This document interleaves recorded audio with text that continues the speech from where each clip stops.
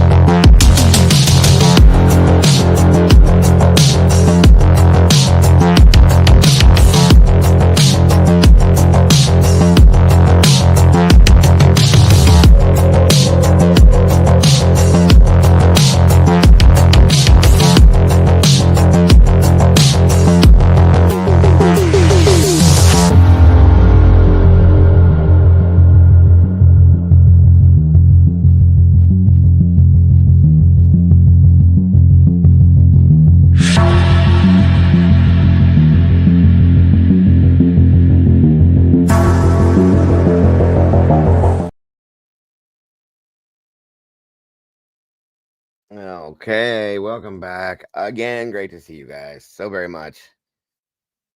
Very much appreciated each and every one of you guys. Happy Monday. It is April 7th already. This month is sliding right on by. I hope you guys again had a great weekend. It's great to be here with y'all. So very much. Come on in, grab a seat. Mama Bear said she should be joining me shortly here. It's my fault. Something with the links. Her link is pinned in the chat, so make sure you guys jump over there and handle that too, guys. And yes, today we're looking into it's a cold case, the Burger Chef murders. Burger Chef, for those of you that aren't familiar with it, was a burger, like a fast food chain that was around. I think around here, they took over Hardee's took over the Burger Chef franchises around here. So for those of you that aren't familiar, good morning, Mama Bear. Hello. How are you? Good. How are you? I am just dandy. That's suspicious. Does it? Mm. Yeah, I'm good. I'm good. I'll give you a little explanation in a second here. I'll give you a little explanation here in just a moment. If you think I'm suspicious, Mikey's dropping 5 true crime memberships already. Look at that, Mikey. Shoot. Bombshell was gifted. Bobby X was gifted. Tara was gifted. Red Riding Hood and Sassy Italian #2. Thank you, brother. Appreciate that. Much love to you. Very generous. Already. Let me see who we got here real quick before I get into anything. Alicia J, welcome back. SRB, welcome back. And the last 24 with Mikey in the house. Again, thank you for that, brother. Very much appreciated. Randy Furr, welcome back to you. Miss Stormy, great to see you. Michelle Epple, great to have you here. Ho named Ida, welcome back. One Made Nut, welcome back to you, my friend. Good to see you, Eddie. Great to have you here. Miss Stormy, CLK Creations, Miss Kim's in the house. Denise, welcome back. Under and Over It. Good to see you.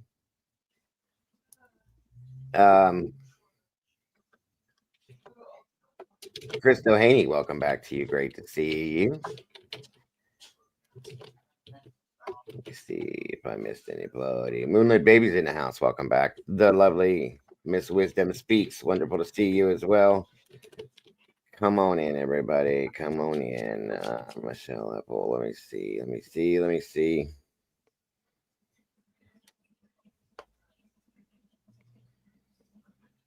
Make sure I didn't miss any. Paula Fitzhenry, welcome to you. Sorry about the original. It glitched again and shut down right in the beginning of it. So sorry about that, guys. Right. Come on down. Let's see who else. Randy Burr. Welcome back, my friend. Good to see you today. I think I have Mama Bear's link pinned, don't I? Or do I not? Let me check.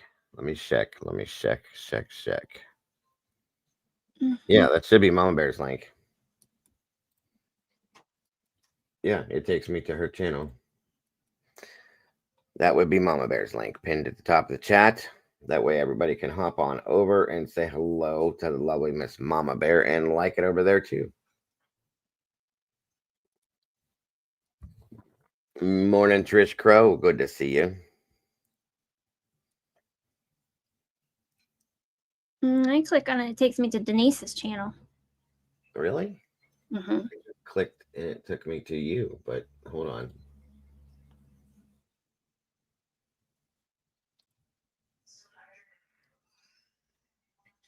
Do I have more than one pin?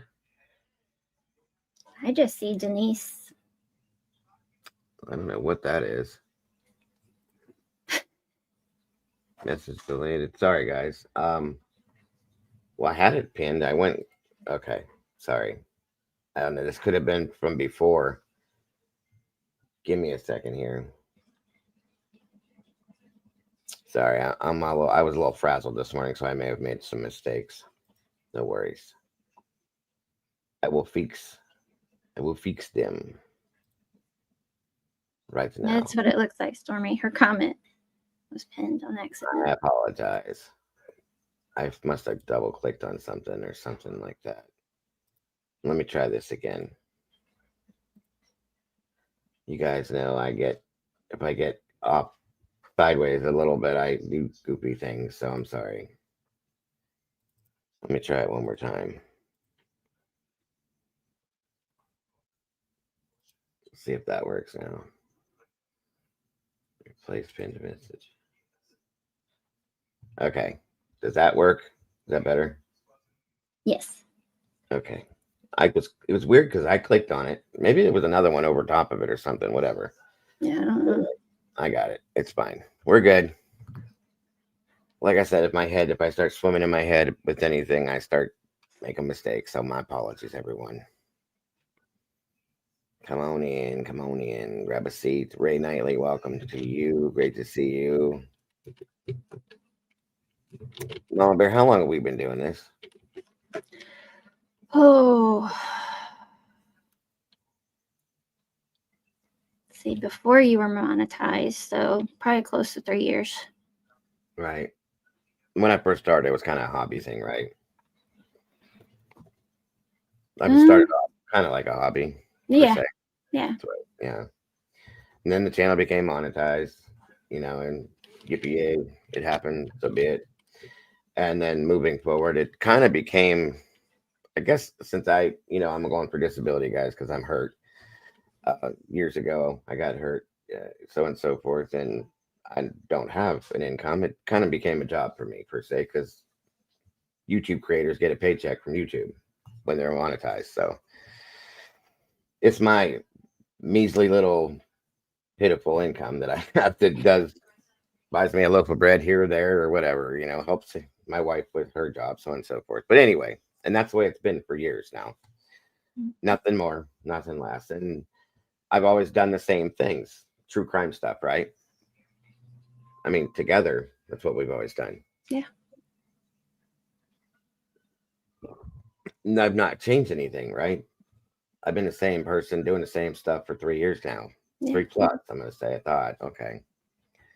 And then I found something that I kind of felt a little bit of a passion for that I grew into, with all the cold cases stuff and children that go missing, things like that. I really felt like I want to help with that too, because I want to see these kids be found and these people be found and things like that, And to because see people get thing. justice that deserve it. Sure, sure, it's all part of it. But I never came out trying to become a missing persons advocate or anything like that. I never claimed any of that. I just wanted to help, because I don't like seeing that. And that's all I've ever wanted to do. But so be it, And at some point, for some reason, I guess because I'm a monetized channel, that's not good. So I backed off of that because I guess that you can't be monetized and do that. It's like I added to what I do normally, trying to put it out there to help find some people. I didn't think that was a bad thing, but I guess in some senses it is. So I backed away from it because I don't want anybody thinking that I'm trying to do things for a specific type of reason, and it's not at all. Any of the families I've ever done stories on or anything like that to try to help get their words out, their stories out, to try to bring them any kind of justice. You know what I'm saying? I've never expected anything from that. Never. I've never, ever, ever expected a pat on the back. No. I love doing this. I don't expect any kind of, what do you call, recognition. yeah, I've never expected that ever. I mean, that's ridiculous to me, but I wanted to be taken seriously. When I started doing that, like, I'm really here trying to help. That's not recognition. That's just take me serious. I'm trying to do this for real. Right. But that's all. And I don't make, with whatever YouTube pays out, I don't make whatever anywhere near enough to be able to turn it over to something else. I have tried to help in different ways, but I put up flyers and stuff like that I've paid for myself and stuff like that, but never, ever, ever anything else. So I guess some people misunderstand things that I've done or said or whatever, because that's really all I've ever done. I've never changed, never claimed anything, never wanted to be anything other than who I was, and continue doing what I do and just help out a little bit more on one corner of this whatever you call this. Yeah. Missing people. I feel bad. People go missing. You want to help. It should be a normal thing. Everybody should want to help, I would think, but that's all that's ever been. Right. So it is what it is. This is not a career by any means, and I've showed the ridiculousness of what YouTube pays their creators, unless you're a monster channel like Joe Rogan or Ickmail or whoever those guys are. I'm sure they make great money. I don't, and it's not a big deal to me. It never has been. I'd like to do better. Everybody does. Anybody that is that would love to do better, but I don't go crazy about it. So be it. So anyway, I just wanted to verify or clarify with you what you think. If that's me, if I'm different, if anything's different, you know what I mean? Nope. Same old as you've been for 3 years. No, thank you so much, Moonlit, for that. A little dancing aerobic pair. Looks like a pair. The headband on. I appreciate that super sticker so very much, dear. God bless. And again, I gotta say, we don't ever expect these super chats, super stickers, any of the donations made. It's never ever expected, folks. If you choose to support our channel, God bless. We appreciate it because it does help me to keep going. We don't make anything, like I said, so thank you very much. I didn't monetize my channel purposely to do that. It just happened after a certain amount of time in here, and I, of course, most creators are. If you're not, God bless you, but most are. So it is what it is. Just saying. Again, thank you so much, Moonlit. I just wanted to verify that. That's all. So, sorry. Yeah, if it'd been any different, I wouldn't still be here. Neither would I.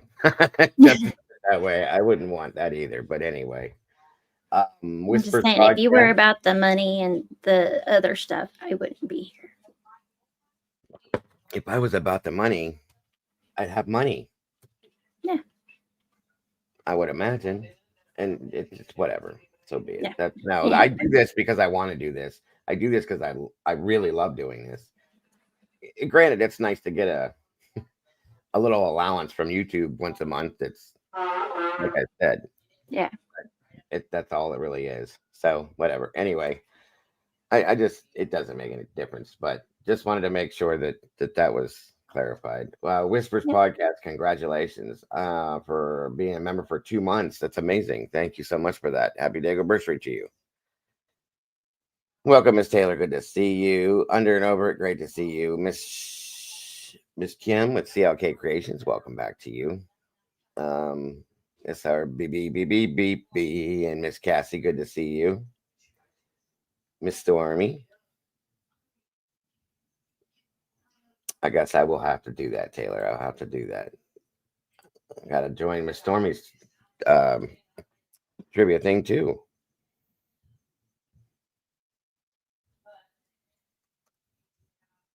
That's a good point, Alicia. I don't know. Well, like I said, I've been this way for 3 years now, so nothing's changed.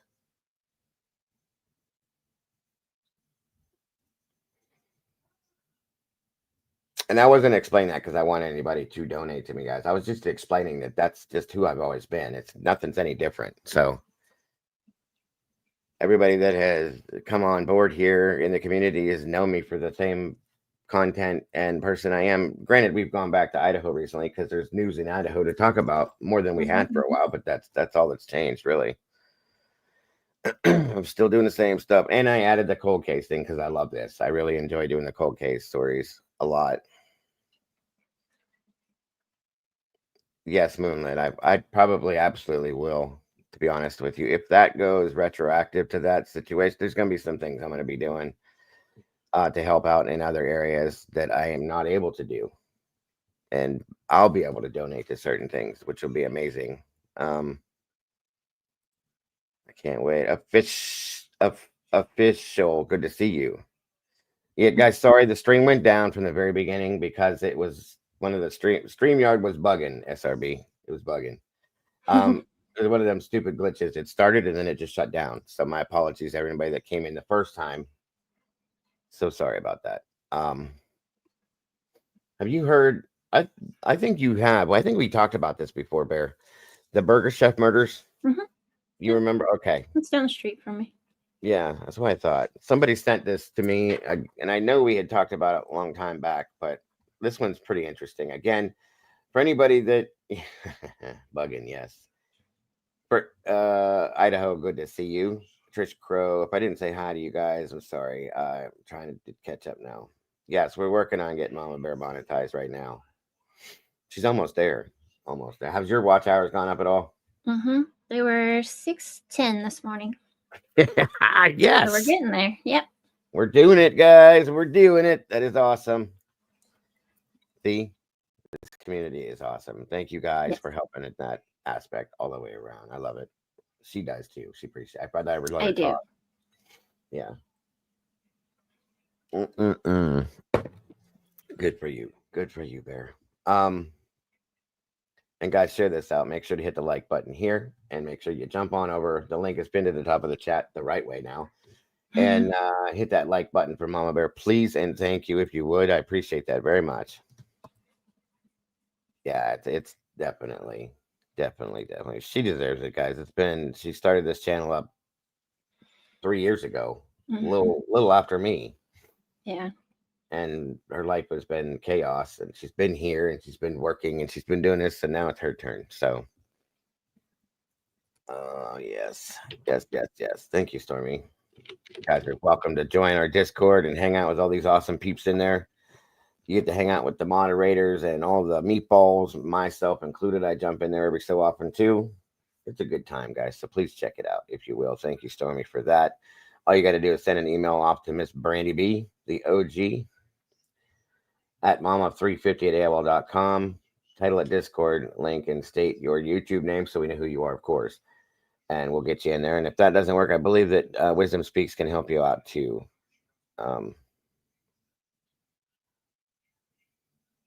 Yes, Miss Stormy has a Discord as well. You can jump into too. It's somewhere in here, I think.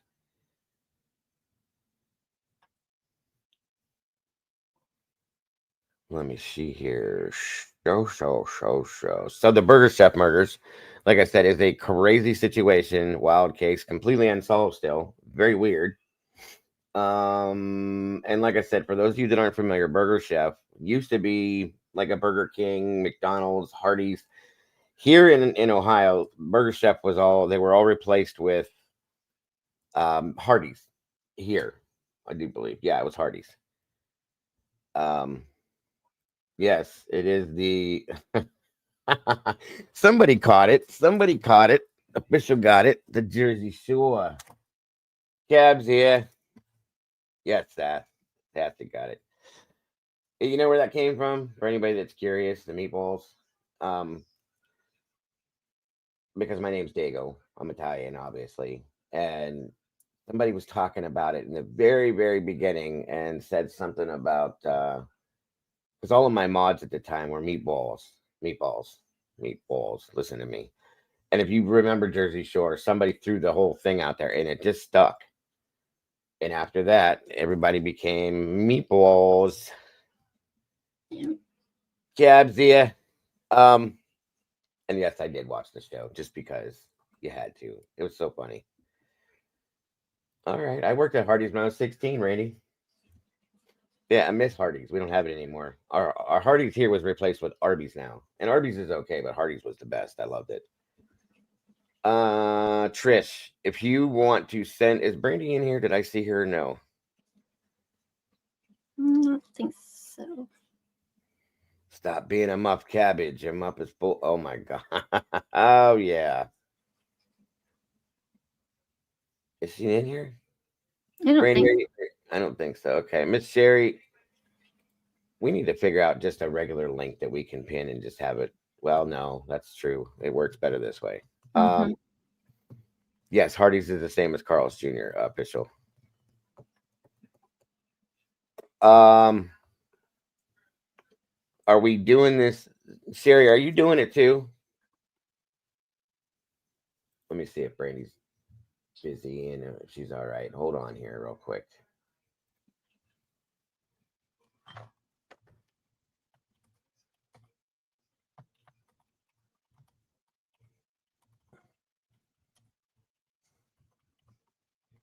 Yeah, because I want to do some music stuff in our Discord, maybe some trivia stuff, some games I found in there that I thought would be a good deal.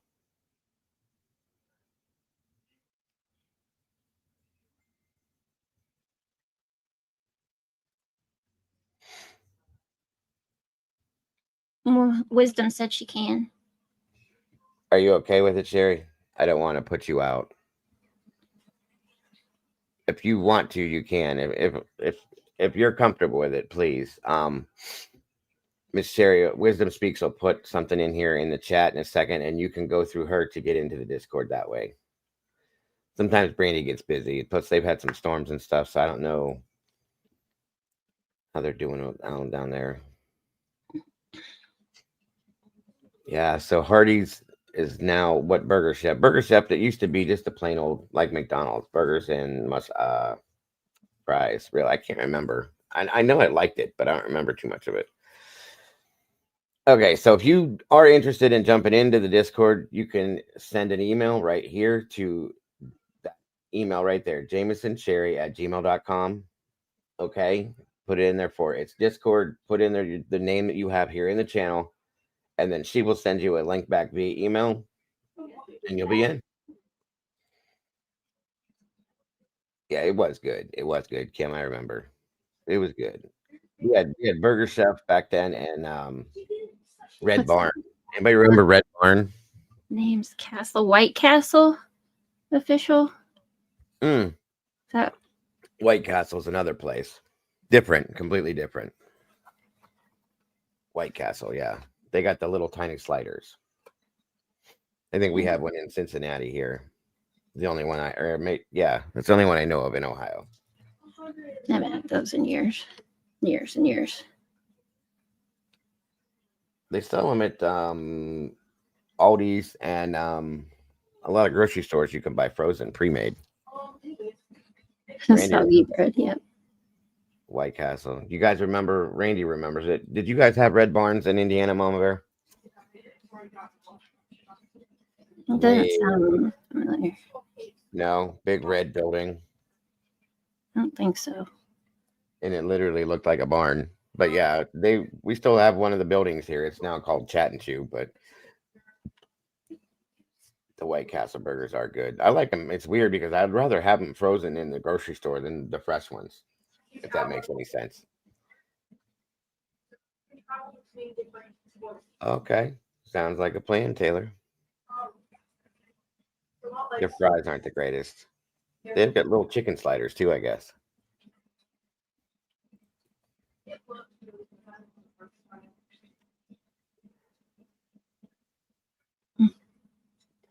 Eddie's in the house.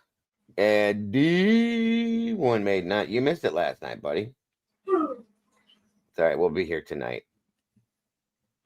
Old Barn Outback Smorgasbord. We had, I think, the last smorgasbord they called it was the Dutch something smorgasbord we had in Boardman here. Welcome, Cat K. Good to see you today. 33 peeps in the house. 26 likes. You guys are getting there for sure. Christo Haney. You know what, dude? I thought that too until I had them fresh, and oh, my stomach did not like that. The frozen ones are better, and I like them, the cheeseburgers. I don't like the ones without cheese. I miss Pizza Hut when you could dine in. Oh, dude. Or ma'am. Sorry, I don't know what you are, official, but I didn't mean to do that. But yeah, when you could go into Pizza Hut, they would bring the pizza to the table hot, sizzling still, and they'd cut it, put it on your plate, and they would pour out of the big pitcher of Pepsi with tons of ice in it, a glass of Pepsi. That was the best in the world. I swear to God, you guys, it really was. We still have Pizza Hut. I haven't been in there, but we do too. But I haven't been in. I think I've heard that it's changed. Like it's not as good. You know what I mean? Yeah. And you can order from Pizza Tub here. Pizza Tub. What the hell's Pizza Tub? Pizza Hut here. You know, have it delivered. But sitting down, that's what I heard. It's froze.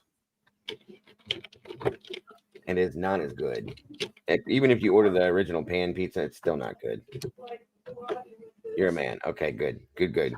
So first time. I definitely don't want to call anybody out. Like my bushy eyebrows. That's great. Them are bushy. That's awesome. I love you guys. People in here are amazing. I just want Bonanza back. And Rax, roast beef, Chad's. I've never heard of any of them places, Moonlight. Ever. It does. I think Mikey said it's frozen, official, so it probably is. I don't think they do though, because saving money and making it faster, they use frozen stuff. That's not Pizza Hut, sorry, because it don't taste nothing like it. With the Balakov lava, yes. Rax, never had Rax. Never heard of Rax. Me either. We had that place with the little. It's a tiny little fast food place. They just put it back. Bonanza like Ponderosa. It sounds like it would be though. I don't know, but it sounds like it. Ponderosa's gone. Yeah. They got rid of ours finally last 2 years ago, which they needed to. It was gross. Last time I went to Ponderosa, my wife and I went probably 15, almost 20 years ago. And the steak, we didn't do the buffet all the time. I wanted the steak, right? I would get the steak and chicken. Chicken was okay, but the steak was white. That was a problem for me. Ponderosa used to be the shit. Bennigan's. Never heard of that. Bonanza. Oh, buddy. If you knew how much oil goes into the pan pizza, it's like a half a cup that gets squirted into the pan. Lou. Yeah. Well, it definitely don't taste like it used to, bro. But that was the bomb back in the day when you could go sit down. They'd bring it out. The pizza was good. You know, you could eat it with a fork. It was that hot, and it was just the bottom was crispy, and it was all good. Never heard of Mr. Steak. Do we have a Fazoli's? Nope. We do. Italian. Good to see you. You have a Fazoli's? What is it? It sounds Italian, obviously. It is. Just a fast food Italian.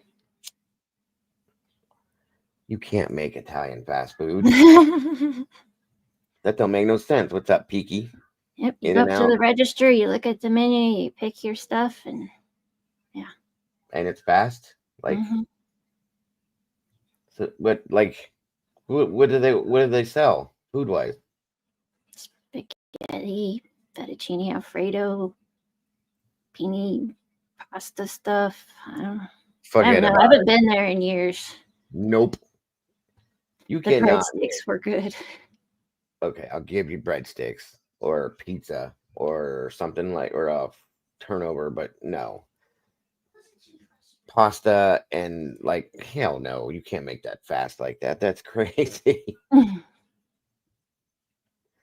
It's not bad.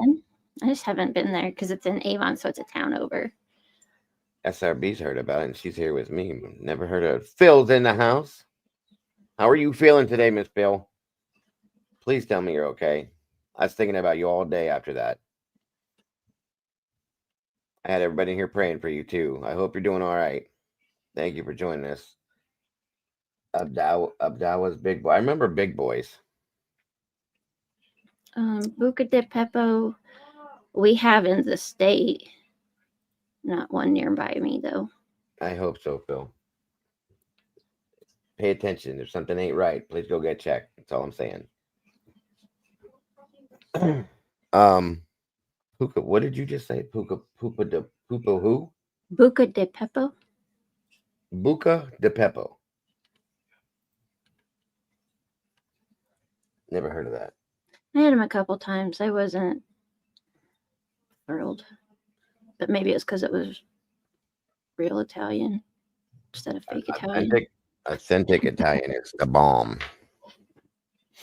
Okay, good to hear, Phil. Let me know if everything turns out okay, please.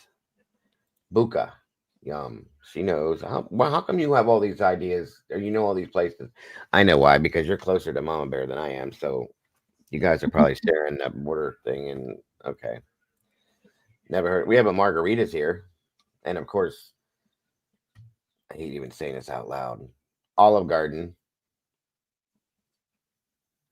That is the furthest thing from authentic Italian food you'll ever have in your life, as far as I'm concerned. Buca de Beppo's original thing was to be New York style, and they would insult you, and you would come in through the kitchen.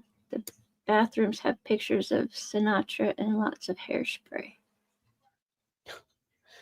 New York style pizza, like the big slices. If that's true, then that would probably be good. We had a whole chain here called Brothers. They all came from New York, and that's what you would get. And they would stand in the window making the pizzas, tossing it up in the air, and you get slices like this big.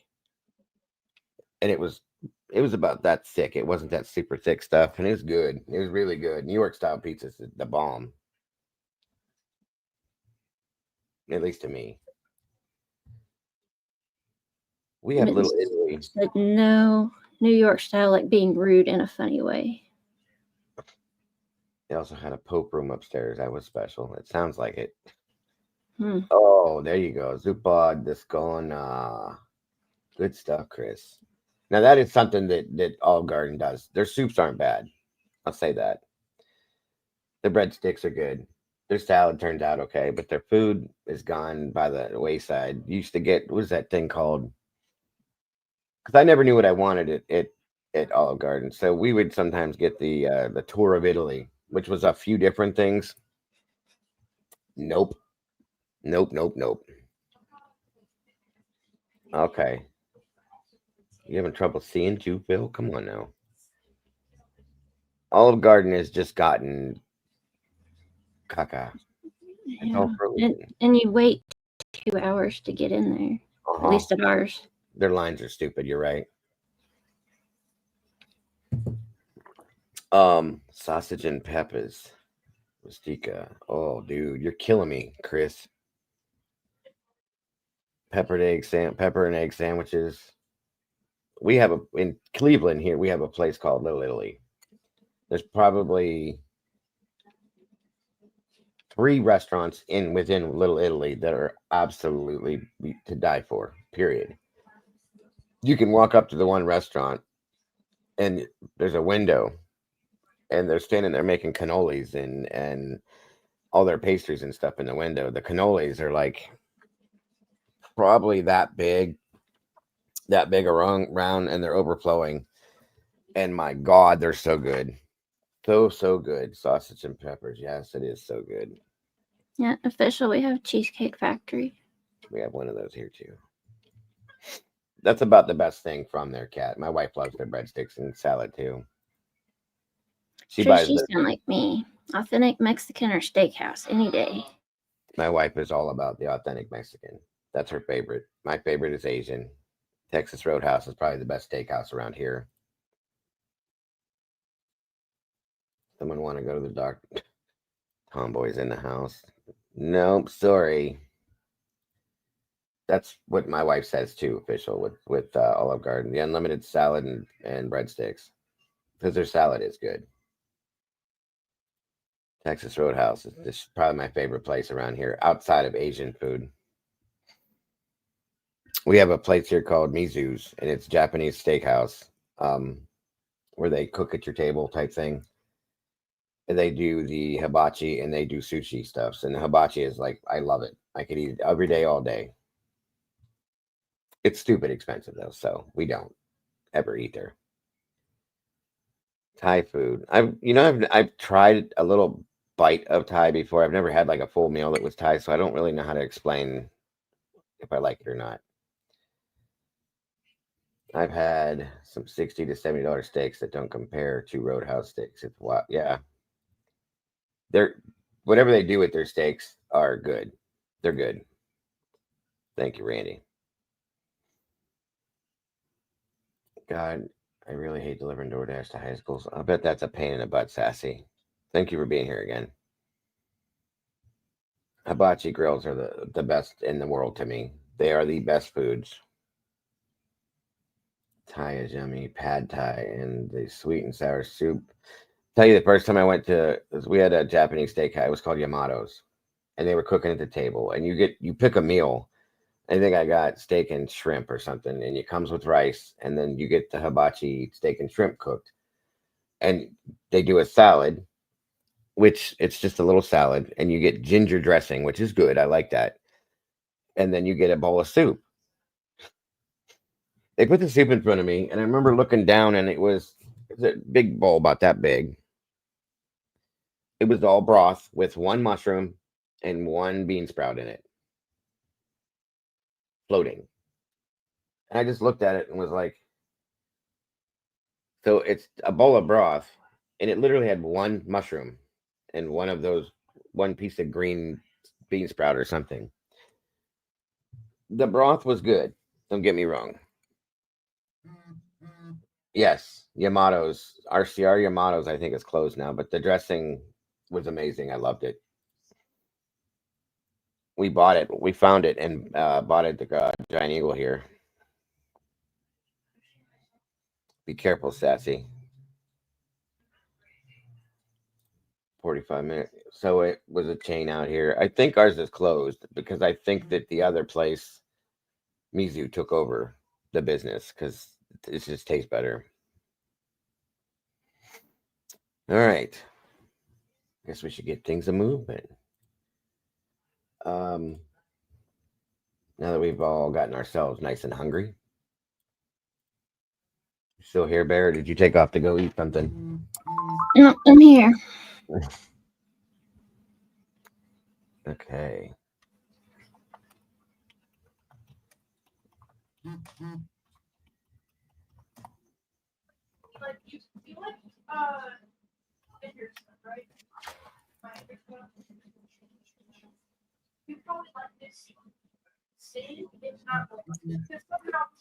So, some news.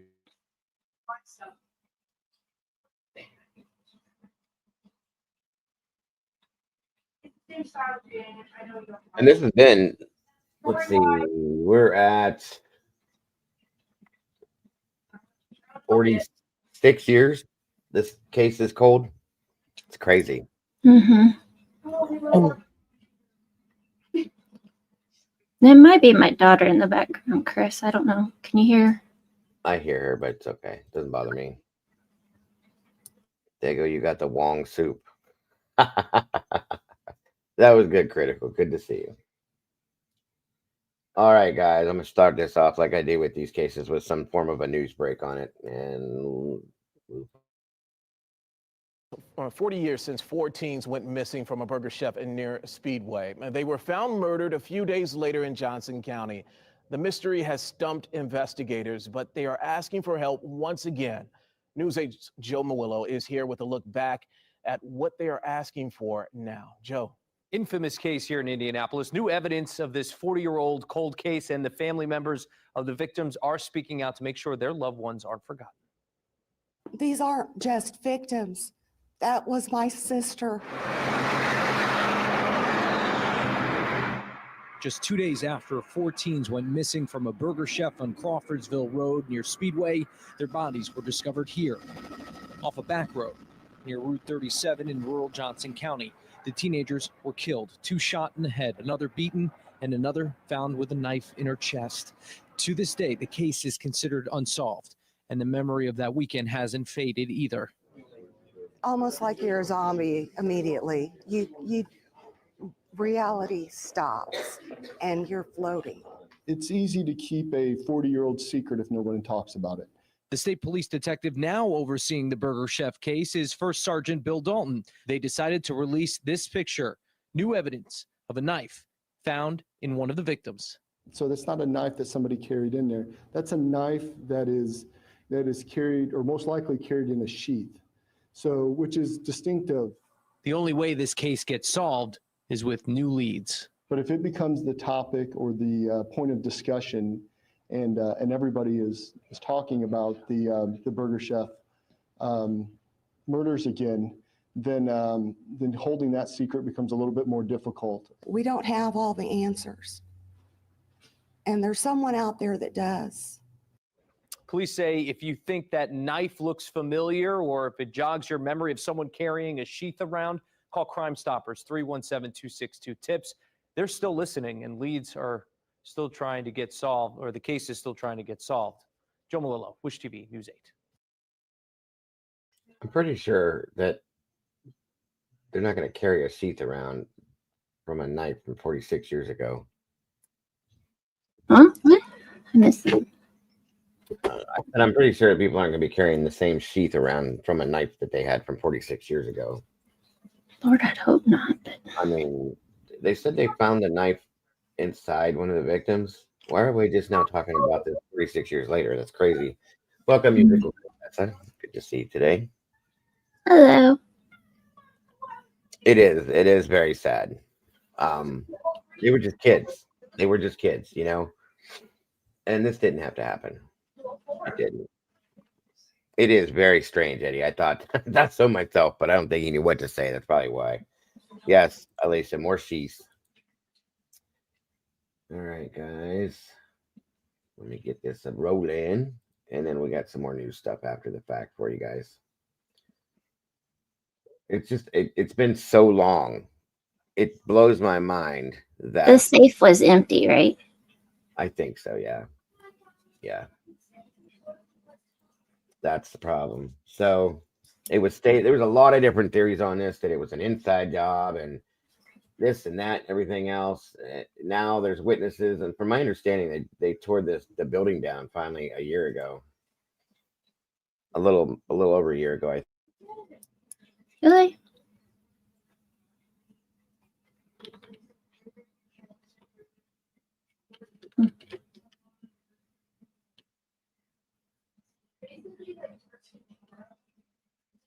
All right, guys, I'm loading this in. Bear with me. You know, this is slow sometimes, so thank you for your patience.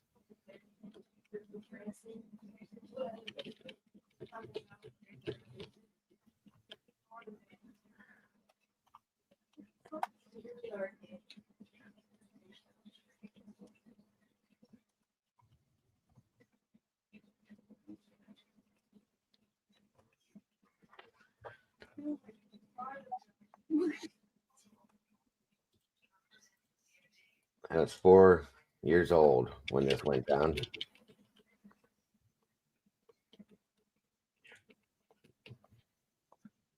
It happened in the month I was born, too.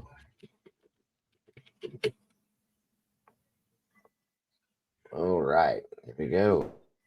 Again, guys, let me know how the audio is on this. 4 employees were finishing up their shifts at a fast food restaurant. These innocent workers were taken hostage and then brought to a field where something terrible would take place. It's been 46 years since this happened, and not one person has been arrested. This is the case of the burger chef. That's so hard for me to believe. 46 years and not one time have they arrested anybody. That's crazy to me, folks. At least with some of these cold cases, they have people, they arrest people, they go through this, nothing. Murders.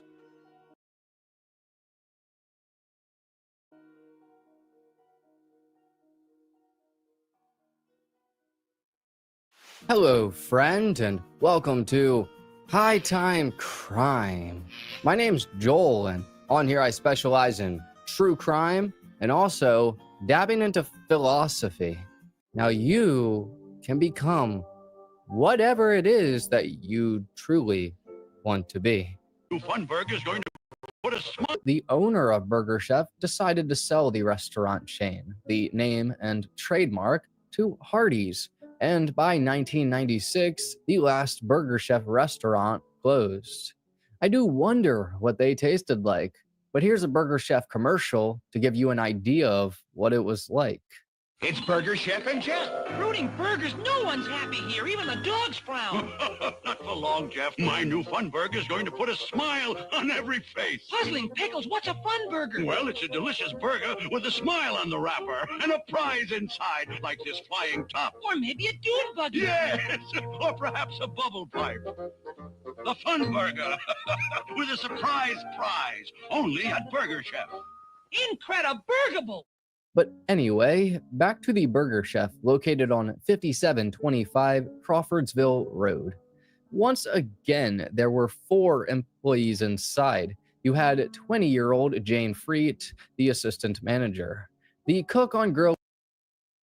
Yeah, they were. Chris, I agree. They were better than McDonald's and Burger King both. They were probably one of the best. But Hardee's came around, and Hardee's was really good too, so I have to give them that. Was named Mark Flemons, and he was 16 years old. Another boy, a 16-year-old named Daniel Davis, was there, and Ruth Shelton was 17 years old, and she was also there. I'm going to give you a little background about all of them to give you a better understanding of who they were. First off, Jane Carol Freet was born on May 2nd of 1958 to her parents George and Carolyn Freet. Jane had 1 sister and 3 brothers. One of those brothers will be talked about here soon, so remember that. But Jane was a kind girl who worked as an assistant manager at Burger Chef. She had worked there for quite some time, until about 3 months prior to November of '78, when she was promoted to assistant manager at the Crawfordsville Road location. Before this, Jane was being moved around to other Burger Chefs and filling in for managers and other people. It was said that Jane was a Girl Scout leader when she was younger, and a very gutsy girl. Jane supposedly had a boyfriend for about 2 years or so, and for the past few months before that day, she was seeing this guy on and off. He would typically go to her apartment. Jane lived alone, however. Jane was said to have dabbled into some of the good green. She didn't drink much, and it was said she was firmly against. Once again, I'm going to get further into this in a bit, so just remember this point. But apparently about 2 weeks prior, Jane had fired an employee who did something involving, I'm not sure what, but apparently he could have blamed her for firing him. There was also another employee that was supposed to work from 10 p.m. to closing time on that Friday, but he didn't show. He had been in trouble for something earlier in the week and was fired, but nobody told him. Jane could have possibly fired him, but I'll talk more about that here shortly. Jane, for the last week, had been receiving weird telephone calls. In one, she was asked what she was wearing, but she didn't really take these calls seriously. Now, Jane, in the weeks leading up to that Friday, had two interesting conversations with two different people. The first one being with, I believe, her boyfriend. Though it's redacted, it also could have been someone else. But this person had said they had gotten robbed several times and that they talked to Jane about it. Jane had said that if she ever got robbed, that she would give up the money right away. Jane also had a conversation with her coworker, Mark Flemons, and they were eerily talking about the Sirloin Stockade murders committed by a guy named Roger Dale Stafford. Basically, 6 employees of a Sirloin Stockade restaurant were murdered in cold blood. While Jane and Mark were talking about this, Mark told her, "Don't worry, that he'll protect her because he's been taking karate." Now, the next person I'll talk about is Mark Sylvester Flemons, who was born on December 31st of 1961. Mark was about 6 foot tall, 158 pounds, and considered to be a cool guy. Mark's father said that he wasn't a very good student in school and was on probation for shoplifting. Also, not long before this, Mark got into a fight at his high school because someone stole his hair pick from his back pocket. It was said that Mark and Jane were good friends, and in fact, they were on a path to possibly getting into a relationship. But something interesting here is that 2 months before, November 17th, Mark's father made him quit his job at Burger Chef because of a girl who was working there. Mark and this girl were having some sort of relationship, and Mark's father thought it would lead to nothing, and he told Mark to break it off. Mark told his father that this girl didn't want to break up, and so Mark's father made him quit. Once this girl kind of faded out of the picture and quit Burger Chef, Mark started working again only 3 days before. On Friday, November 17th of 1978, Mark and his sister India, who also worked at Burger Chef, left for their shifts at about 4:10 p.m. They lived close enough to the restaurant to where they could walk, and so they did just that. Mark and India got there at about 4:15 to 4:20-ish or so, and Mark was set to work from 4:30 p.m. to close, or about 12 to 2 a.m. India was working from 5 p.m. to 8 p.m. To add to this, though, I don't think Mark was supposed to be working that night, and he took a shift from a girl named Ginger. Mark apparently tried to get out of this at the last minute, but the manager made him have to follow through with it. I believe that could have been Jane. At 8 p.m., India got off and Mark took a break from work. They then went across. This is kind of scary because thinking about when this happened, like most kids, these kids' age, I know I did. Like I said, I worked at Hardee's. I don't know. Did you work at any kind of fast food restaurants when you were in high school, Mama Bear? Long John Silver's. That's awesome. It was my favorite place back then. I love it. Couldn't eat it now, but so a lot of us did this for, and worked the late shift to close in high school. And thinking about this happening back then was something nowadays, sure, I would imagine, but back then it's like, no, this is what we did. And a lot of people did this, and it's scary as hell. The Speedway murders, it's on Prime. Oh yeah. I've heard that too, at least. I'm about to check it out because I've never actually seen it. I've heard about it. So yeah, I mean, it's a scary thought that this went down the way it did. So just a thought, guys. If there's any questions about this, please feel free to ask. I'll stop and answer the best I can. And how you said this was down the road from you? Like how far down the road from you? 10 minutes, if that. Oh wow. Okay. And you were probably 3 or 4 at the same time when this happened too. So, yeah. We're what, a year apart, you and I? Yeah. That's why. So 78. So yeah, 3. I was 4, right? Okay. My wife was 1 year old. She's just a baby. But yeah, it's a wild situation, guys. The more that we get into it, you'll see. So across the street to a place called Galaxy Disco for teenagers. It's interesting though, because while Mark was 16, his sister was either 21 or 22, so not really a teenager. But it cost about $2 to enter, and the brother and sister didn't have any money. Eventually, 2 boys and 2 girls, who were Mark and India's friends, came out of the Galaxy Disco, and then they all went back to the Burger Chef. Eventually, the friends would leave the Burger Chef. Mark would get back to work, and India would catch a ride home with Daniel Davis, her coworker. Daniel Roy Danny Davis was 16 years old and born on September 6th of 1962.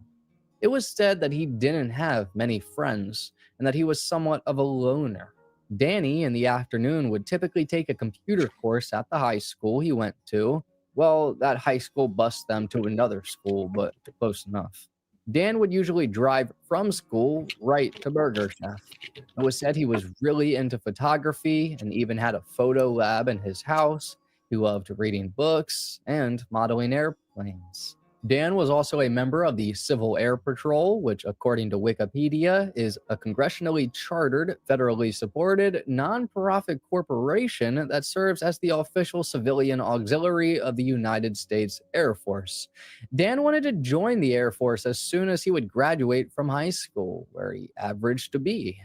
Now, I believe that Dan had been one of the people to tell on his coworkers to his manager for, I believe, smoking the good green in the back of the restaurant. This is most likely the person that... Does he keep calling it the good green?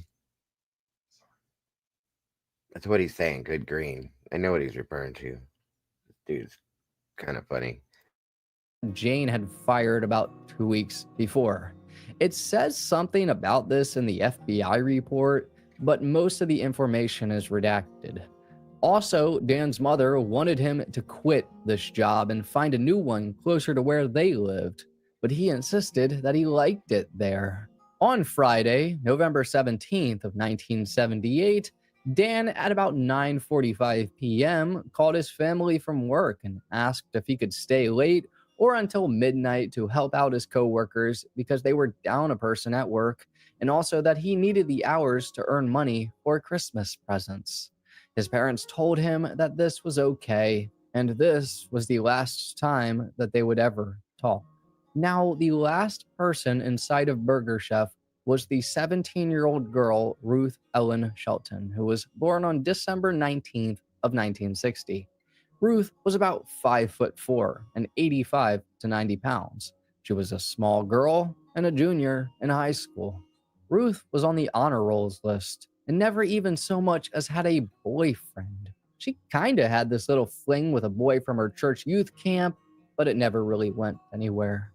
Ruth originally worked at the Dunkin' Donuts that was very close to the Burger Chef, but in July of 1978, she went to Burger Chef to begin working. It was said that Ruth was not involved in any and didn't have any mental issues, that she was usually calm during a tense situation, but would be quite upset about it afterwards. Apparently, a few years before 1978, Ruth was out shopping with her dad when she was caught shoplifting. This wasn't reported to the police, and a bit later, her parents found more stolen items in her room, but they made her return them all. After all of that, Ruth's grades picked up, and there was no more issues later. Ruth's parents also stated that Ruth never ran away from home, and that at some time she actually had a problem with Jane, the assistant manager. Apparently, Jane would make Ruth do all of the dirty work, and Ruth complained to Jane, I guess, and then this problem was fixed. On November 17th of 1978, Ruth's mother drove her to work at about 3:45 p.m. and planned to pick her up that night. So now you have a bit of an understanding of who was there that night. To recap, you had Jane, the assistant manager, Mark, the cook, who was said to kind of have a fling with Jane, Danny or Dan, the teenager who just wanted to get more money for Christmas, and Ruth, who was just very innocent. Now, let's dive into what possibly could have transpired this awful night. On that Friday, these 4 workers were closing up for the night. Earlier, I mentioned that they were short-staffed, Well, another worker, a guy who I'll call Paul, was supposed to work that night. He was scheduled from 10 a.m. to closing, or about 11 a.m., but they would all stay till about 12 to 2 a.m. And that night, or November Thanks, Randy. 17th, Paul's car started to have trouble. And so he called Jane, the assistant manager, and told her that his battery was dead. Paul made this call at around 9:35 p.m. At around 11:30 p.m., Paul called Jane again and told her his battery was fixed and asked her if he still needed to come into work. I'm guessing Jane told him to, because right after they got off of the phone, Paul left and he headed to Burger Chef. Though I am a bit confused here, because I believe Paul was the one who had gotten fired earlier in the week. I'll talk a little more about this shortly. Meanwhile, at the restaurant, these 4 employees were cleaning up. And there's a lot of mystery, theory, and speculation about what exactly happened. But what we do know is that it was most likely Dan's job to take the dumpster out. And so I believe that's what he did. Typically, when the employees would do this, they would also leave the door cracked open. Well, after taking the trash out, Dan would go back inside. And very shortly, I'm talking within minutes, all 4 of these employees disappeared. Now, a different employee, whose name was Brian, went out together with Ginger, the employee that Mark took the shift from on that Friday, and he brought her home at about 12 p.m. The 2 of them drove past the Burger Chef, and this was at about 11:45 p.m. When they went by, they noticed Jane's car was not there and the lights weren't on. Right after this, Brian then went to the Burger Chef to see if he could help them finish cleaning up. The reason being was because one of the people that worked that night actually helped him clean up one time. And so Brian wanted to repay the favor. Eventually, he would make his way to the restaurant and start going to the back door. Immediately, he noticed that the door was cracked open. Brian, at this point, was already kind of suspicious. Welcome, Peaky. Good to see you today. Thank you for joining us.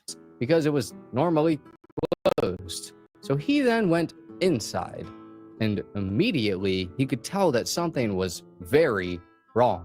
Brian found the cash register drawers on the floor with no money in them, besides coins, and the restaurant's safes were open as well. About 2 to 5 minutes later, the other Burger Chef employee, Paul, pulled up in his father's van type of truck. Brian told Paul that there was some sort of robbery, that the door was open and nobody was inside. Brian said that the normal cleaning procedure was started, but the floors were dirty still, and the broiler was on too. Brian said there was change all over the place and the safe was open. He said there was 2 purses, both Jane's and Ruth's, and there was no sign of a struggle. Paul said that he wants nothing to do with us, and so he left the scene. This is in Indiana, like right down the road from Mama Bear, CLK. Or Kim, sorry, hon. Brian then called their other manager, probably the general manager, and told them what he found, and they told him to call the police. Within about 15 minutes, the police were there, and immediately they did not take this entire thing seriously. Brian told the police that he felt it was unusual for Paul to show up at the restaurant because he was scheduled to work from 10 p.m. to close, but he didn't show up. Also, Brian felt like Paul wouldn't have wanted the assistant manager, Jane, to see him. For some reason, the police had thought that the employees had basically stolen the money, which was $581 total dollars or so, and went out to have a night of fun or something like that, which obviously makes 0 sense. Not only did the police say that, but they told the employees for the morning shift to clean up the restaurant as normal. Yes, they told employees to clean up a crime scene. Are you guys hearing that? So when they came in the morning, they had the morning crew clean up a crime scene. That's helpful. Well, there's probably one of your major explanations as to why this Yeah. is 46 years old. You know what I mean? Yeah. That's insane. I mean, you wouldn't. Bear, I mean, Mama Bear, if you walked into a situation and you were the manager per se, and you looked around and seen these, what would be the first thing you would do? Probably run outside and puke. Well, I mean, yeah, but I mean, you would contact law enforcement, right? Yeah. Yeah. And in turn, they would say, "Don't touch nothing." They tell these people to clean it all up and get it ready to go. This is insane. Jesus. Very strange, as I don't think that has ever been a normal procedure. But the employees did just that. And get this right, the police actually went back and staged a crime scene there to take pictures for the FBI. You've got to be kidding me. Good So that- old Indiana. we talked about this before, but I've never heard that before. I haven't heard that either. They staged the crime scene to take pictures to make it look good. This is nuts. So, okay, now we know why this has been 46 years that this has not been solved, you guys. Everything, any bit of evidence was thrown away and cleaned up. And then, so let's pretend we have a crime scene to take pictures to make it look good. This is insanity. Good Mhm. Lord. Jesus. Because they got involved about a day later. The FBI took notice to these pictures and thought they seemed weird from the beginning. On Saturday, November 18th of 1978, the police really began their investigation and called all of the parents of the missing people and started to talk to witnesses that were in the area. First, we'll start with Thank a you, girl Chick-fil-A. who was friends with India Flemings, Mark's sister. At about 9 to Yeah, 9:30 US. p.m., these two girls were inside the Burger Chef when two poorly dressed white males came into the restaurant. They were only there for about 30 seconds, looking around before they decided to leave.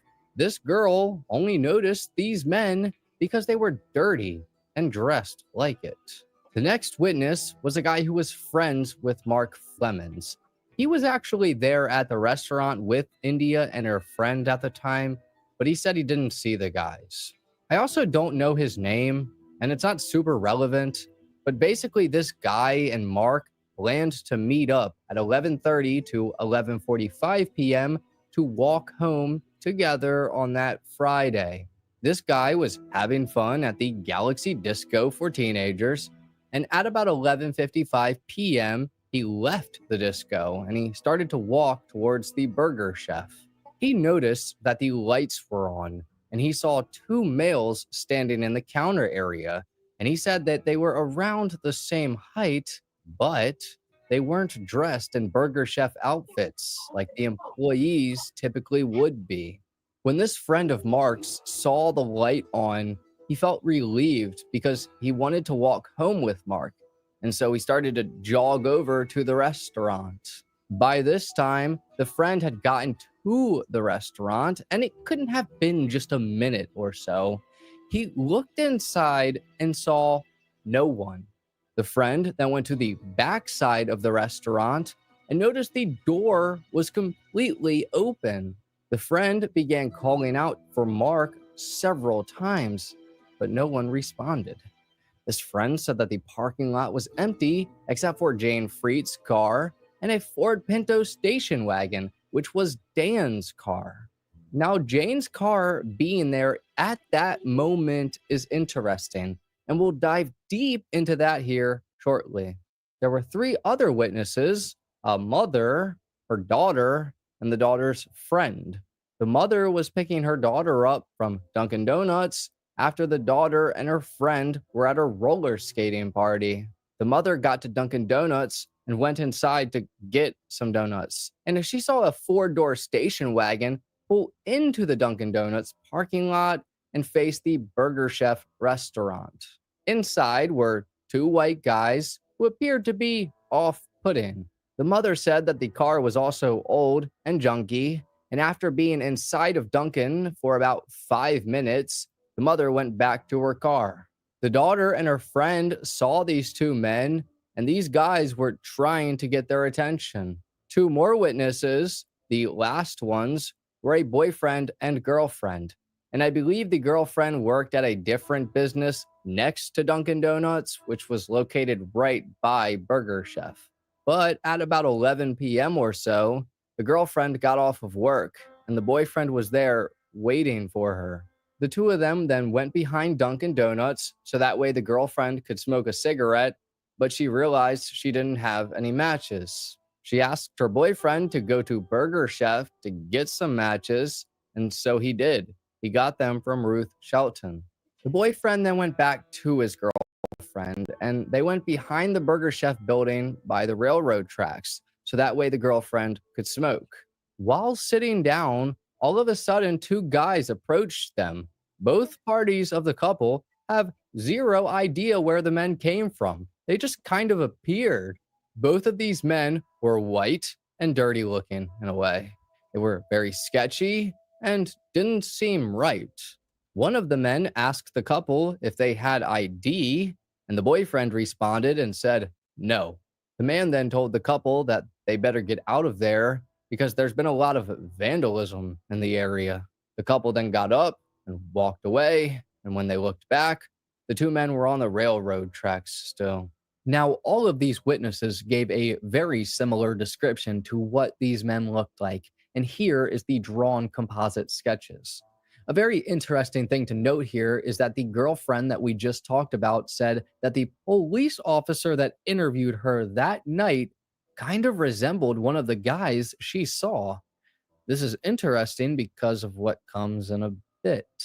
At about 4 a.m. on Saturday, November 18th, police found Jane's white 1974 Chevy Vega abandoned next to a park, not too far away from the restaurant and only a block away from the police and fire department. The passenger side door was unlocked and not all the way closed, and the driver's side door was locked. If you remember correctly, an interesting thing about Jane's car was that the friend of Mark's, who called out for him, had seen Jane's car in the parking lot still at about 11:45 p.m. So it makes you wonder what exactly happened, or where were they in that short period of time? A few people who lived where this occurred said some things about this situation. One neighbor claimed she heard a loud noise while watching a movie from 11:30 to 12:30, but she didn't really care about it. Another neighbor said she heard a car door slam, and when she looked out her window, she saw the white Vega parked in front of her house, but she thought it was her neighbor's. She said this happened at around 12:30 to 1:30 a.m. The last neighbor said that he was out visiting his girlfriend when he got home at 1 a.m. He parked directly in front of the white Vega, and there was only one other car on the street during that time. That was his neighbor's. This guy said that at about 1:30 a.m. that he heard a loud noise outside that sounded like a trash can was being knocked over or a car door was being closed.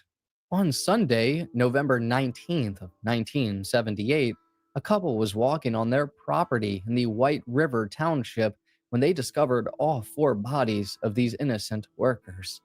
They were all dead, and not all of them were killed in the same way. Both Dan and Ruth were found lying face down and were both shot multiple times with a .38 caliber gun. Jane's body had been found anywhere from 30 to 75 yards to the south of where Dan and Ruth were found, and Jane had been stabbed twice in the heart, and the knife's blade actually broke off into her chest. Mark had been found around 75 to 80 yards to the west of both Dan and Ruth, and it's unclear exactly how he died. There's speculation that he was hit with a chain or something, and that caused blunt force trauma, and then he may have tried running away and ran into a tree. The police were absolutely baffled. They had no idea what they were dealing with.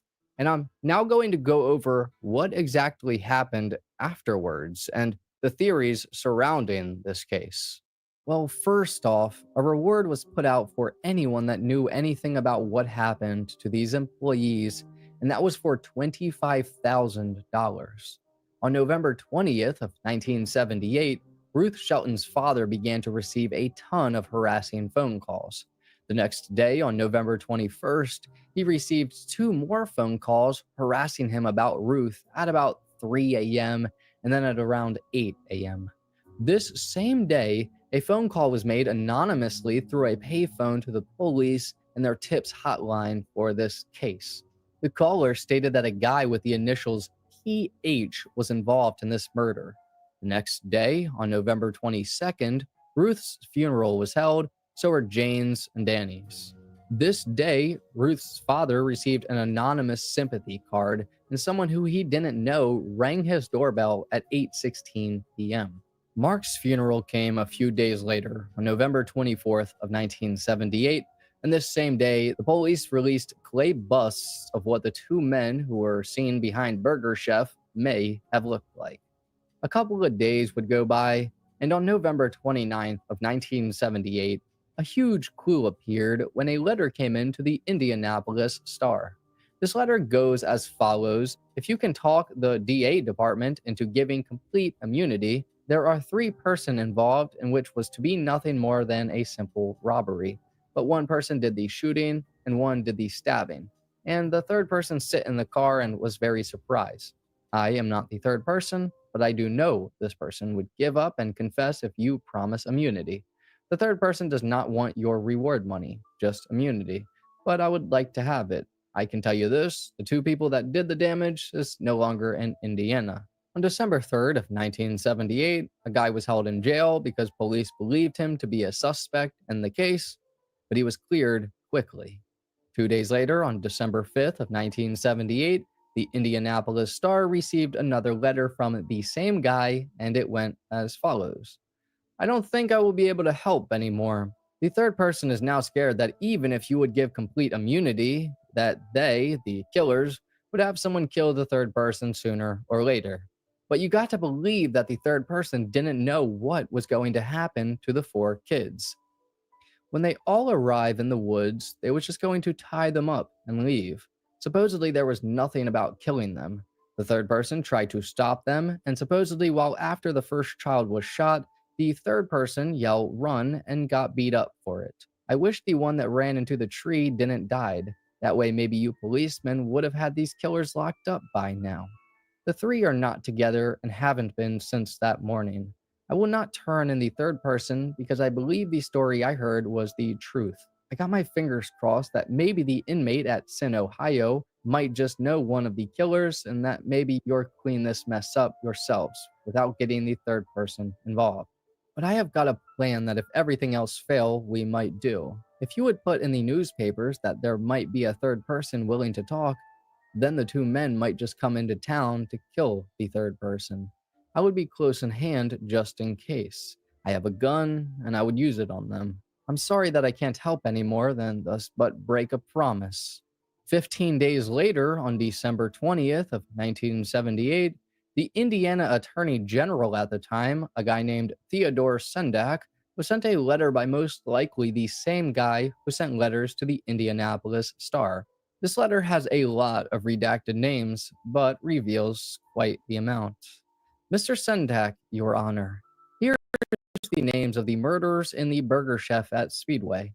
These are the murderers. This guy continues by saying 1 man transported bodies and that he doesn't have the name of someone. Also that the motive was jealousy. This man said something about getting sweet with Freet, so they had to have somehow kind of known Jane or something. Just a quick tidbit here, Jane also was known as Sweet Jane. But this guy said that the kids were murdered in a rental house. Also that the FBI and police department are involved in a cover-up. That someone whose name is redacted as an investigator in the strike force under a different name, and that she used a bunch of different names. That this woman set up the robbery and misguided everybody. This is what I was referring to earlier with the witness or the girlfriend who was behind the Burger Chef. She said that one of the guys kind of resembled a police officer. But this man continued this letter by saying that the sketch in the paper of those people resembles someone, Let me ask a question, Mama Bear. Mhm. I know it's crazy. Have you ever heard, and I hate to even bring this up, but considering what we've heard with this so far, as far as staging the crime scene again because it was cleaned up and all this, have you ever heard of anything that had to do with any kind of corruption with law enforcement in these areas at all? No, but I No. do know back then it was just a small country farming town. Mm-hmm. And So I yeah, looked it up, and the population in 78 was like 13,000. very small. Yeah. I mean, right Right. now, it's still small because I think, where did that go? The census from 2020 was 13,952. So it's only gone up 900 people in Right. 30 That's, some years. that's pretty sad. So yeah, I get it. I get it.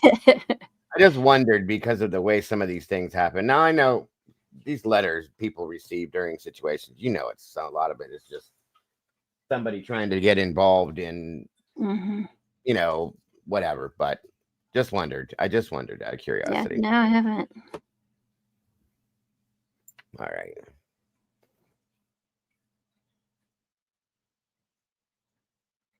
And later down the line said he'll bring more information to Mr. Sendak's office. I believe this man then went to his office and they talked, and this guy actually drew a map, and that depicted the location of where the bodies were found. This map was very accurate in the detailing, and they even asked him if he visited the crime scene afterwards. But he had never been there before and actually learned about everything through the people responsible and their associates. After this happened, for some reason, the case of the Burger Chef murders would go cold. There's also some more things that happened in 1979 that I'll talk about later. But on November 18th of 1980, a letter was sent to the regional director of the FBI. It was received on November 21st and reads as follows. I don't think that this is the same guy as before. I think that they might be different, but I could be wrong. Gentlemen, this note is again anonymous. I have a bad case of amnesia. The last 2 days have been pure hell. I am the individual who survived the night of the Burger Chef mass murders. I intend to come forward in June of 1981. The reason is that I must do some things before then. The act as a witness will ruin my life. I did not pull the trigger that killed Jane. Russian roulette against my head was the killer's first pleasure. They also had me redacted. I believe I may be able to identify them. I believe they are the ones held in Minnesota. Maybe, though, if they were professional hitmen, they wore disguises like those two in Minnesota. Now, I was a mere customer. I tried to get away, but they forced me with all of the other four. Jane was kept away from us. It was democratic that we not try to gang up on one. They had several pistols and very long knives. It was therefore democratic that we all run for it. The girl was shot first as soon as the dash took place. I was going to stay behind to face them. One knocked me into the ground and went after Mark, and the other chased Dan. We had thought Jane already dead. Later, I was bound. Then Jane was there bound. She said, along with me, we did not want to die. 3 clicks against my head. I did not die. They unbound me and put a gun in my hand. Meanwhile, they both held me, one with his hands on my hand and that gun, and the other with a long knife at my throat. They found out I did not want to pull the trigger and kill Jane. I did not. The one's hands on my hand pressures me so against the fingers that the gun went off and Jane lie dead. It was dark, very dark. I thought I was dead. This was when I was forced, I believe, to beg for my life. The one who killed by hand, Mark, suggested to the other that they let me go since I was now somewhat involved, so I would be a decoy. They gave me Okay, this is crazy. I don't remember hearing about this letter before either. Mm-mm. There's a lot in this one that I've not. Yeah, there's a lot different stuff in here than the original. So again, this is a little weird. So anyway, on we go. Hi, Aurora. me Jane's car. I do not know why I am not dead. I feel dead. I was just a mere customer. I cannot kill. I am not like they are. I want no publish of this until June. I want you to keep it secret from the press until that time. Please furnish copies to the IDP and SWP. I want immunity. I am not guilty of any crime. I was only a customer. I should be dead. I'm sorry that I lived. I also want to start a new life somewhere else. Further down on this note, it states that the guys who murdered Jane and the rest of the employees were paid to kill Jane. I don't think anything ever came from this note, as he did say that Jane died in a different way than how she actually died, and a lot of it seemed a bit off. I don't know who wrote these notes either. In 1981, quite a lot of things would happen. First, beginning in late January, an investigation was started into a large cocaine dealing ring. 3 people on March 5th of 1981 were arrested, and one of those people was James Freet. James was the brother of Jane Freet, the assistant manager. An undercover agent busted these 3 guys for all selling over 30 grams of cocaine. The guy's group name was The Company. Now, about a week later, James was being looked at as a person of interest in the murders of the Burger Chef employees, including his sister.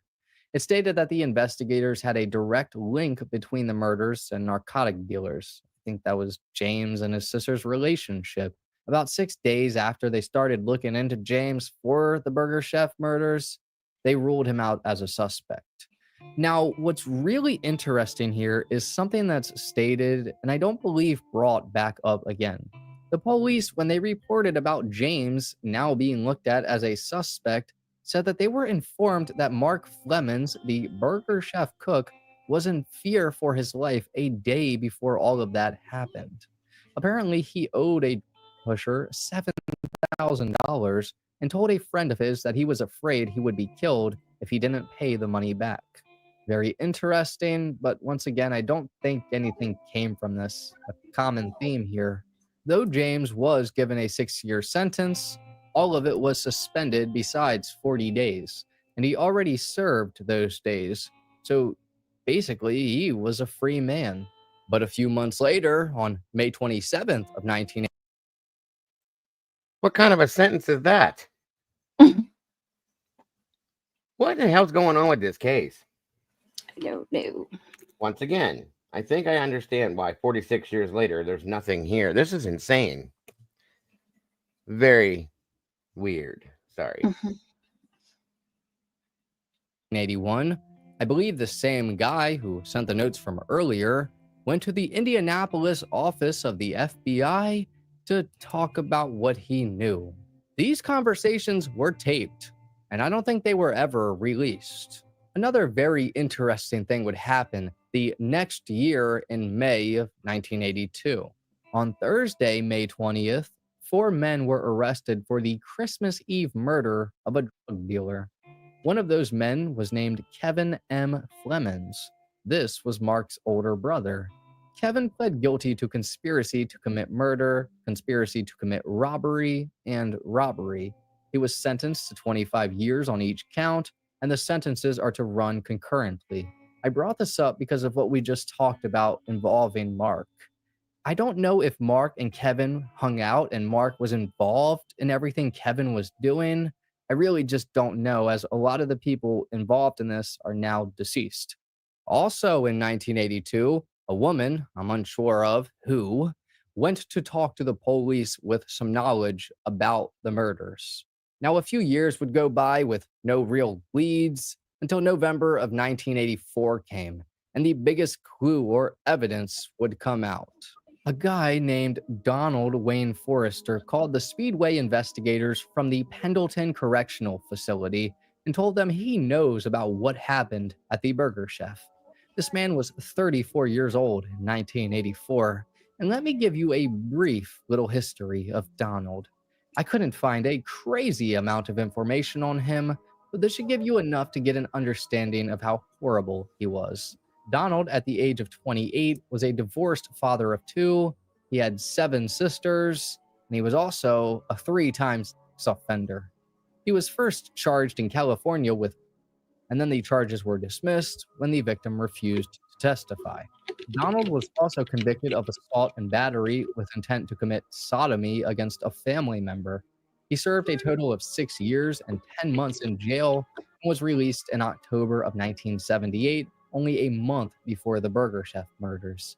The next year, on March 31st of 1979, while Donald was on probation, he was out with a friend or cousin of his named Dale. This year, Donald was 28, and while he was out with Dale, they went to a disco. By the time the early morning rolled around on April 1st, these two men were harassing the waitresses and guests, and so the manager told them to leave. After Donald and Dale left, they drove to an all-night diner just across the parking lot. They went inside, had some food, and took notice to a woman who was by herself. They never talked to her, though. When this woman left, Donald and Dale followed her and then started to trail her in her car. This woman became a bit suspicious and then pulled to the side of the road. Donald walked up to her and put a gun to her head and forced her out of her car into their car. While inside of the car, Donald and Dale took advantage of this woman, especially Donald. A bit after that, Dale was the one driving and Donald was in the passenger seat.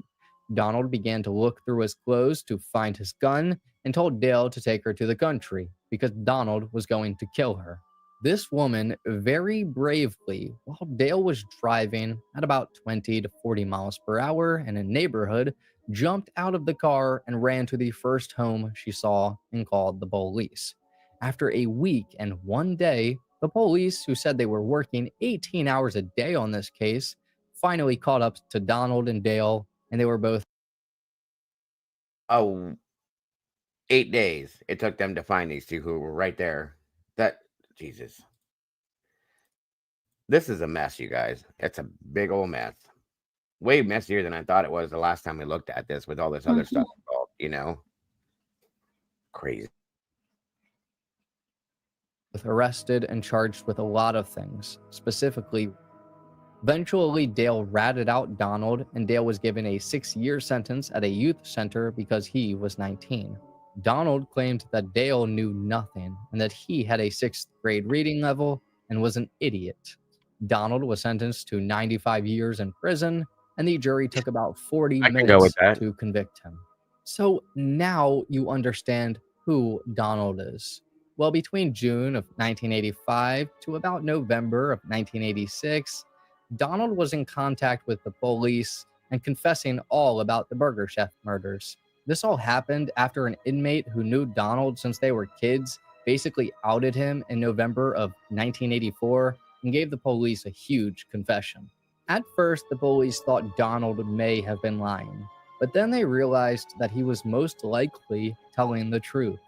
Donald began to describe in very vivid detail on how each person died and what exactly happened. He basically stated that on the night of November 17th of 1978, James Freet, Jane's brother, had owed money to some bad people, and so a few dealers went to the Burger Chef to, for some reason, harass Jane, even though it was her brother who was the problem. But while this was happening, Mark Flemons, the 16-year-old cook, had walked up to the guys and basically told them to stop messing with Jane. This started a fight between them, and Mark fell and he hit his head and lost consciousness. Afterwards, the people responsible thought that Mark died, and so they decided quickly that they needed to get rid of any witnesses. Next, these men got all of the employees together and got them to go to Jane's car.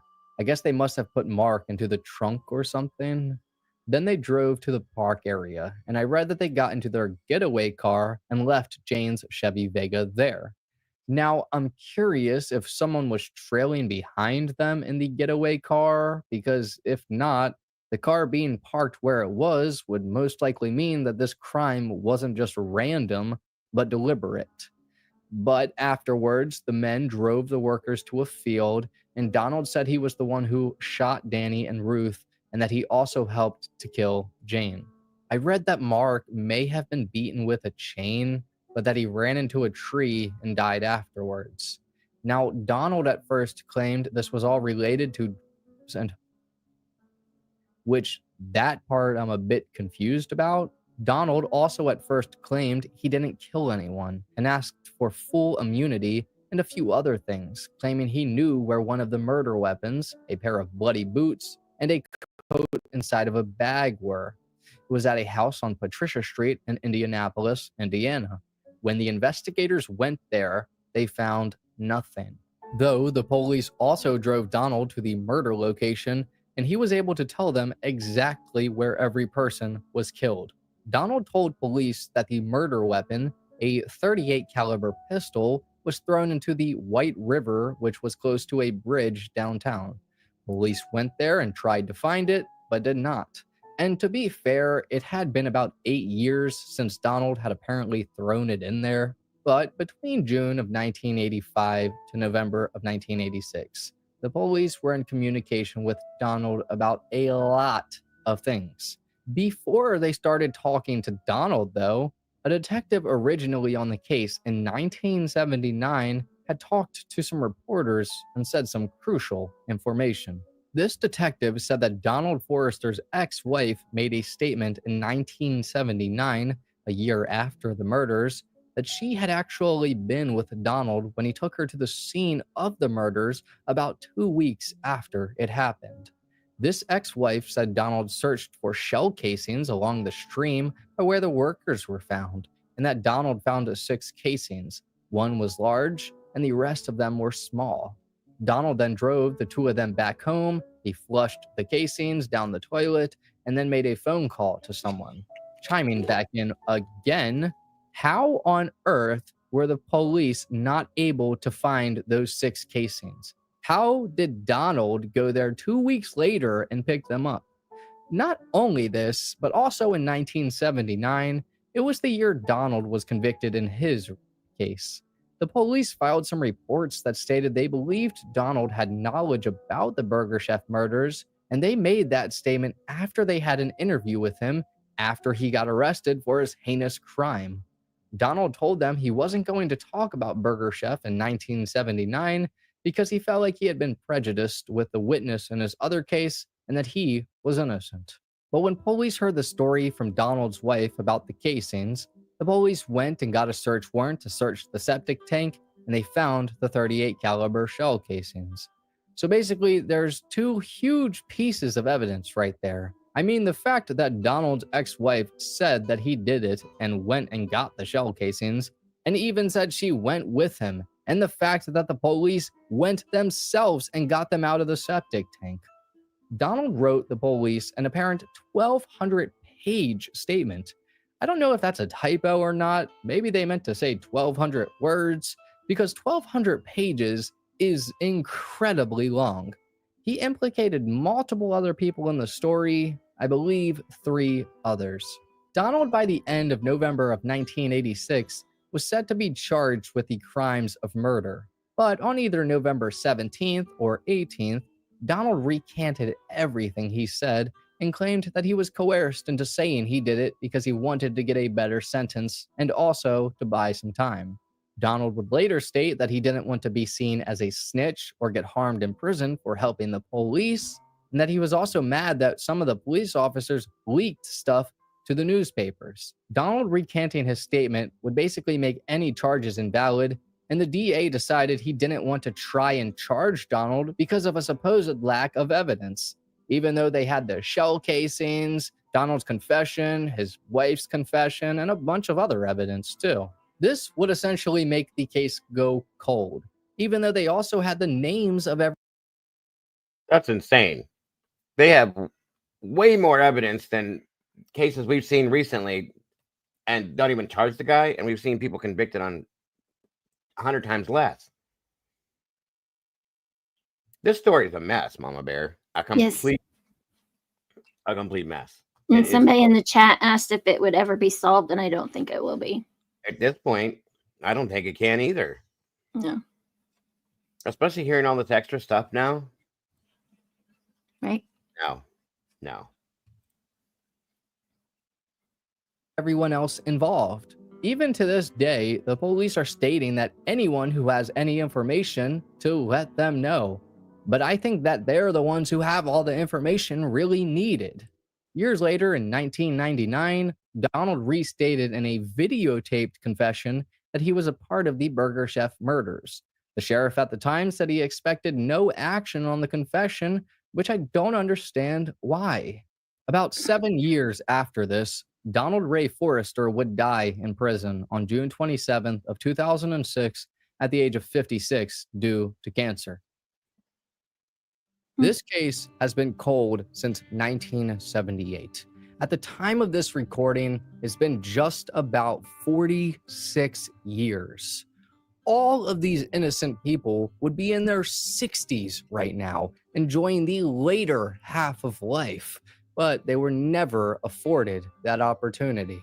It's very upsetting as none of the parents of the victims are alive anymore, and time just keeps passing. There is a lot about this case I'm confused on, and I'm sure you are too. That involved whether or not Jane's brother was involved. What exactly was going on with Mark's supposed debt to a dealer? And how exactly did Mark die? Also, the police in November of 2018 released an image of the knife that was used in the attacks in hopes that someone could identify who it belonged to. I don't understand why they would do that if Donald supposedly had given them every name of the people that were there. It's hard to believe that Donald would have lied about what he knew, as his ex-wife implicated him. Plus, the police literally went and got the shell casings. I just don't understand why they botched this case up so badly. They talked to Donald in 1979 and his ex-wife, and they suspected Donald of being a part of it. Another question that I'm a bit confused about is earlier, I stated that Mark's friend came into the parking lot and saw Jane's car and Danny's car, but no one was inside. What exactly happened within that couple of minutes? Were they being held hostage inside somewhere? But whatever, it's a pretty small detail. There's just a lot of things I don't understand about this case, such as why were both Danny and Ruth killed by being shot? And why was Jane killed by being stabbed? It's very personal compared to being shot. Me personally, I'm going to boil this down to the police messing it up from the very beginning with the crime scene. They cleaned up any footprints, fingerprints, or DNA evidence they could have extracted. They screwed things up royally and even attempted to fake as if they didn't. Just so upsetting. My last thing I want to touch on here is who sent the original notes? Was that also Donald? Because it was said that the map that was drawn was very accurate in detail. So I'm curious who sent all of those original notes. I couldn't find an exact statement saying who it was. I pray that one day this case can be solved, or if the perpetrators are still alive, they can be arrested. I genuinely hope that Jane, Mark, Danny, and Ruth are all resting peacefully. None of them deserved this awful fate that they were given.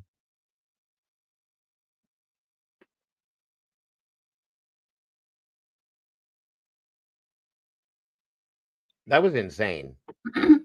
Yeah.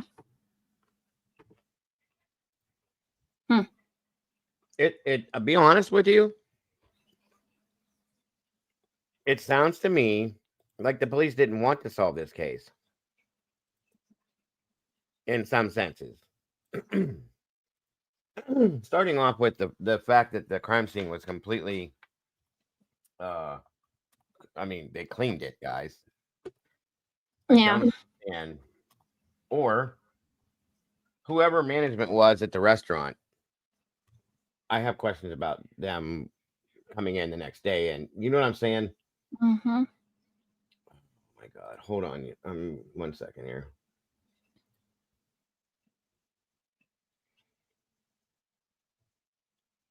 Because it was initially listed as a suspected robbery.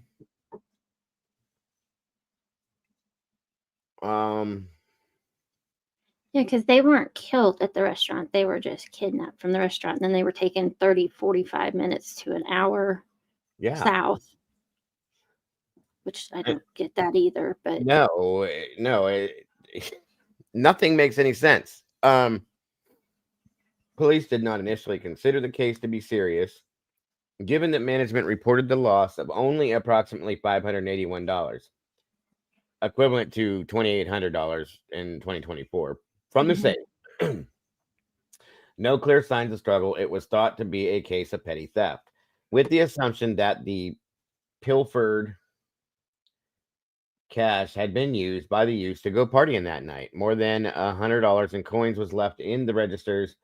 Although the purses and jackets of the missing women had been left at the shop, the theft theory initially seemed most likely, and the scene was cleaned by employees early Saturday morning. So it sounds like to me that the manager basically thought that the kids that worked there ripped them off, took some money, and went partying that night, and that was it. Which these people are stupid. It was Really? 78. That's probably what they did. Yeah, Country but- kids. Steal Yeah, some but cash. And to see go the get person some good jack- green.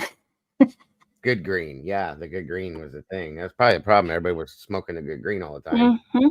Nobody was thinking at that time. No offense. Not saying people don't think. I'm just saying back Right. then. But Oh, all they did it behind their purses. That's right, Chris. I forgot. right, the purses and jackets were all left behind. Buddy Elwanger, a Speedway police officer who was eventually assigned to the case, admitted, "We screwed it up from the beginning." You think, buddy? Jesus. Not only was the restaurant cleaned and allowed to be reopened, but no photographs were taken beforehand, effectively eliminating all potential evidence. Yo, I still don't listen. As a manager of a restaurant, you come in the morning, the safe is emptied, the place is a bit of a mess, everybody's gone, but their cars and their purses and their jackets are there. You're not gonna like call police right away. You just open the store and get moving. No, this is like I said. It almost made me wonder if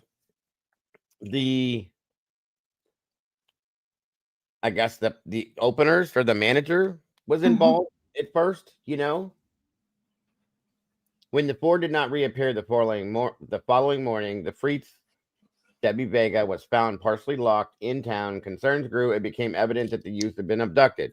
You think? While closing the restaurant for the night, with the attack possibly beginning as they removed trash bags out the back door. On Sunday afternoon, the hikers found the bodies of all four 20 miles away in the wooded area of Johnson County. Both Davis and is that that's a rural area too? At that time, probably, yeah. Yeah. Okay. It's in the like Greenwood area, which is huge. It's got mall and all of that. So Okay, got you. it And would've been back again, then. both Davis and Shelton had been shot numerous times with a .38 caliber. Freet was stabbed twice in the chest. The handle of the knife had broken off and was missing. The blade was later recovered during an autopsy. Flemings was later determined to have been bludgeoned, possibly with a chain, and died from choking on his own blood. So all of them were killed in different ways. Which tells me the possibility of more than one person being involved. I mean, I would imagine, you know what I mean? Yeah. 4 victims were still wearing their Burger Chef uniforms. Money and watches were found on the victims, which does not apply a robbery. No. The leading theory that investigators have that the 4 victims were kidnapped during a botched robbery, possibly after one of the victims recognized one of the perpetrators. That could be.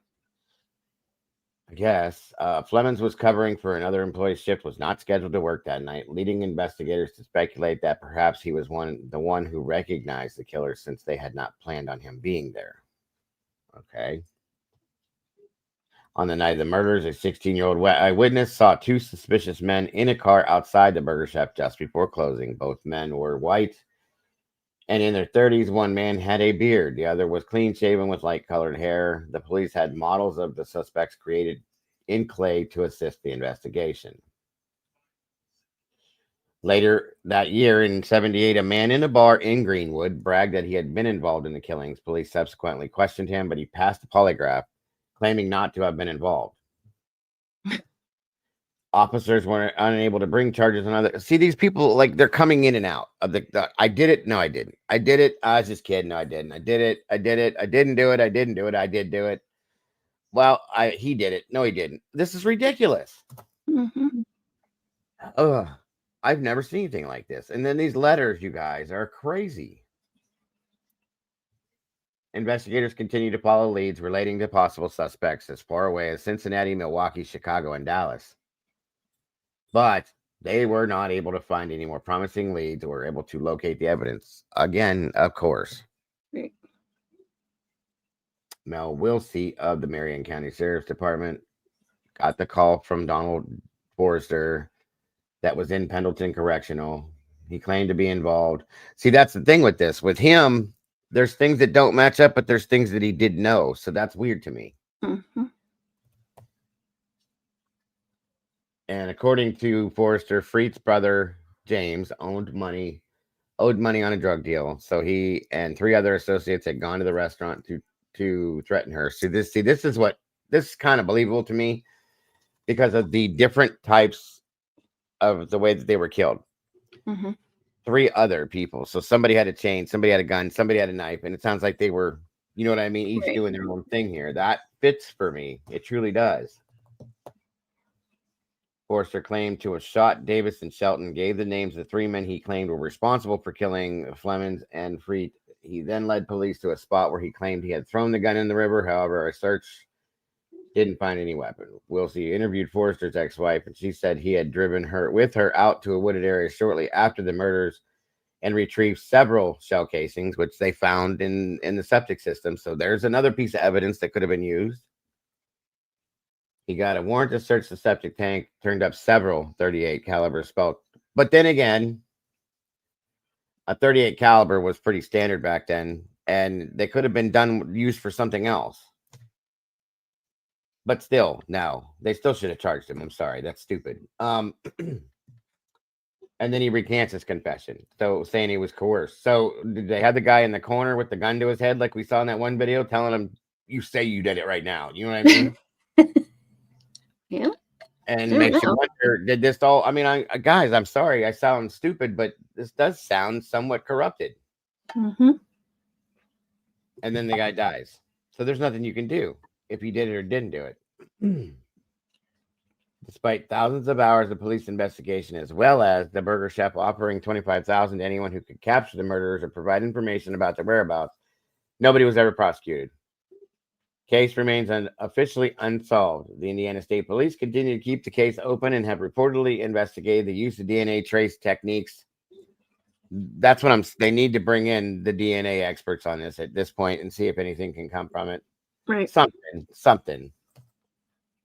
Excuse me.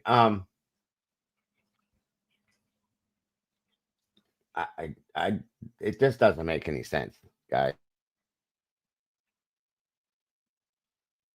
I didn't know there's a case out there also, the Kentucky Fried Chicken murders out of Texas.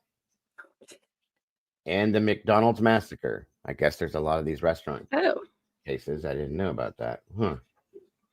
Okay.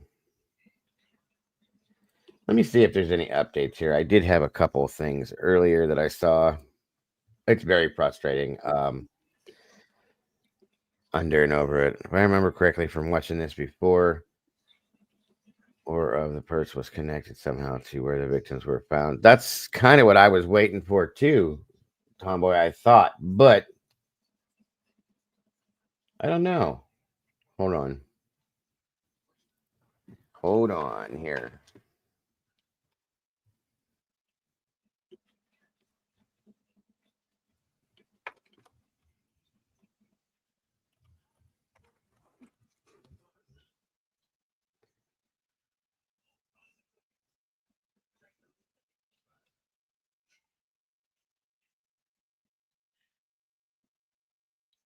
Well, they found the original FBI file on this.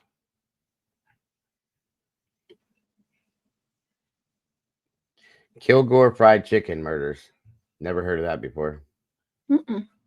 I'll have to cover that one too. We just said the McDonald's massacre. If it's the one she's thinking of, it was heartbreaking. Yeah, from my understanding, it was. There were children involved. Of course, it was McDonald's. Yeah, it's pretty bad. I didn't know there were this many of these types of cases, though.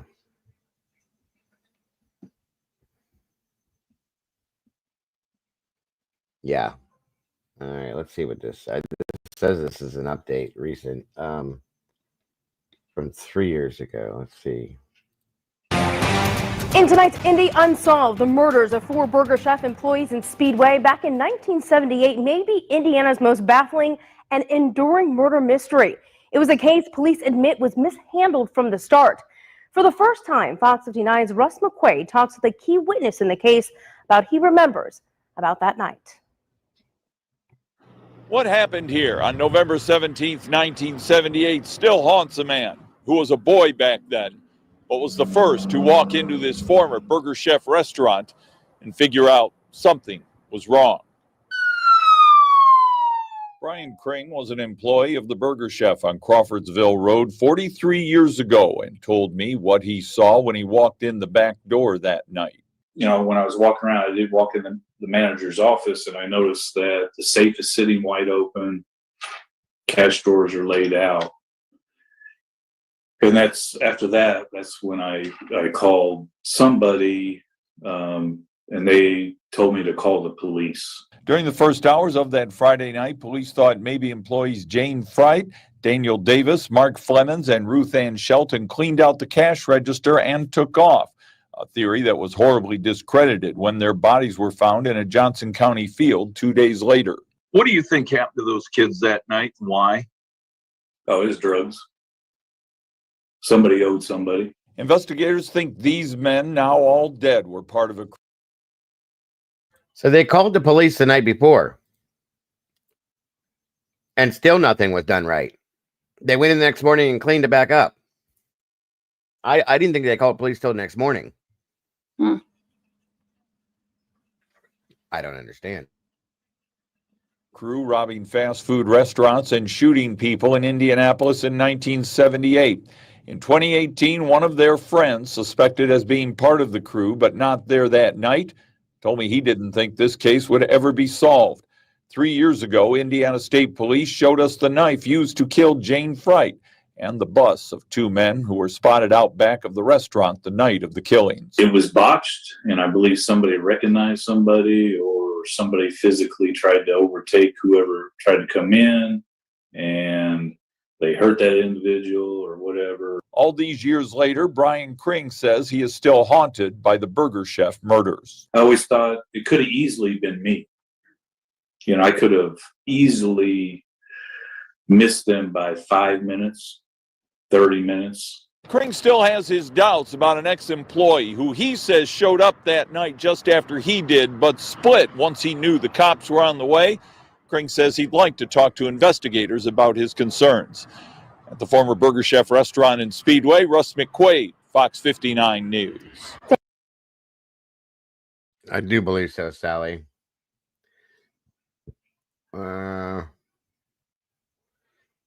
I guess they did. They made a movie about this.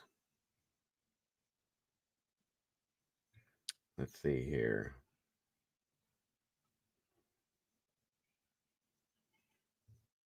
I don't even know what to say. Yeah, truly, guys. Yeah, I don't. It's wild. Hold on.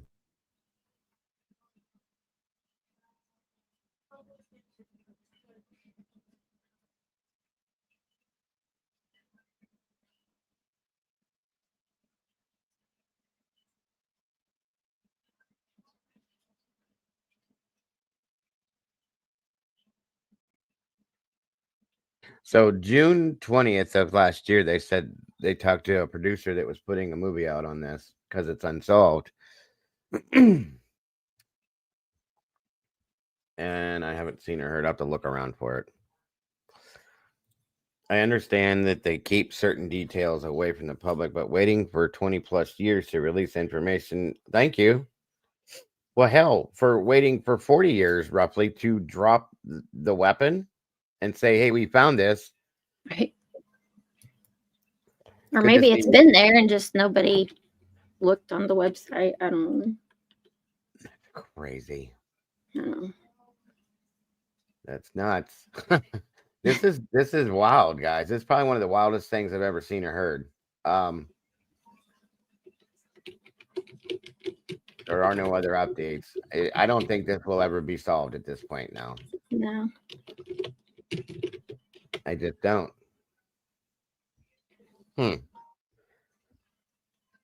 Well, there it is, guys. The Burger Chef murders. It's again 46-year-old cold case. There's a documentary that came out in 23 called The Speedway Murders. There's a trailer for it, guys.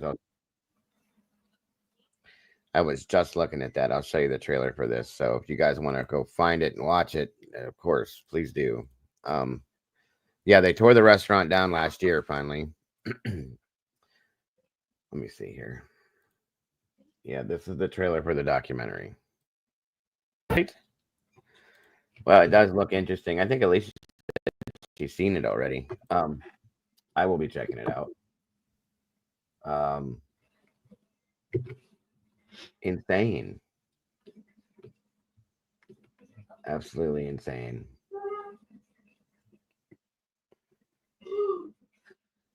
Yeah, I'm gonna watch it too, just because now I want to see who else may be in that. I don't think that I have, because the last time we had talked about it, I looked at certain things. Hold on.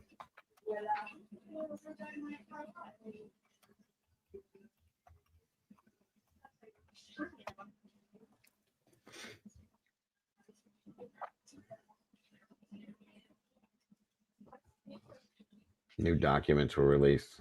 Oh, that's different. Hold on. It may not be anything new. News Nation dropped that there were some new documents dropped on this, or released, I'm sorry, about a year ago. Food restaurant chain that started in Indianapolis in 1954. The last location to carry the name closed in 96. But it was November 17, 1978 that marked the worst event in the company's history. And it happened right near its own backyard in Speedway, Indiana. 4 young employees began the night shift, but by midnight, they had vanished, never to be seen alive again. 2 days later, their bodies were found in a wooded area about 20 miles from the restaurant. The victims were 20-year-old Jane Freet, the assistant manager, and 3 teenagers, Mark Flemings, Ruth Shelton, and Daniel Davis. 2 of them were shot, 1 stabbed, and another beaten to death. Nearly 45 years later, the case still remains unsolved, but the families cling to hope that they will one day find justice. I'm here today because that I'm standing up for my sister. I'm here today to stand up for all of them and ask that someone come forward and talk. We don't have all the answers, and there's someone out there that does. Well, thanks to the persistence of an Indiana attorney and podcaster, Kevin Greenlee, the FBI has now released a trove of documents from its investigation, some 400 plus pages. Kevin Greenlee joins us now along with Anya Kane. They're both hosts of the Murder Sheet podcast. Thank you both for being here. I'd like to dive right in and start with Kevin. So what made you want to request these files back in 2019 from the FBI? And do you think these new details will bring new hope to finally solving this case? I decided to request these files because the FBI was actually involved in the investigation of the case for the initial days, and I was aware that they got some crucial statements from witnesses back when the events were still fresh, and their recollections were especially sharp. So I really felt strongly that there could be crucial information in there that had been forgotten or buried. And I do believe that answers to this mystery lie in the case files, both in the case files of the FBI and the case files of the Indiana State Police, which have yet to be released publicly. So, Anya, what is the most striking thing you've learned from looking at these decades-old files? Was it those witness accounts?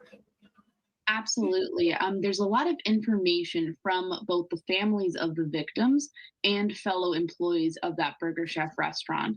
that indicates that there may have been something going on at work around the time of the murder. Employees who had been recently fired or employees who had issues with manager Jane Freed. And so that's something we're looking very seriously at, because when you look at fast food homicides, oftentimes there's a strain of these types of murders that involve inside jobs and people who are dissatisfied employees coming back and robbing the place, and the robberies essentially going on. Got it. So, Kevin, do you think drugs may have played a major role here? Drugs certainly seems to be an undercurrent that runs underneath this case. There was certainly reports of drugs being sold by employees at the restaurant. There's actually an indication in this document that an employee had recently been fired from the Burger Chef restaurant for his involvement in drug dealing. And that raises a lot of questions.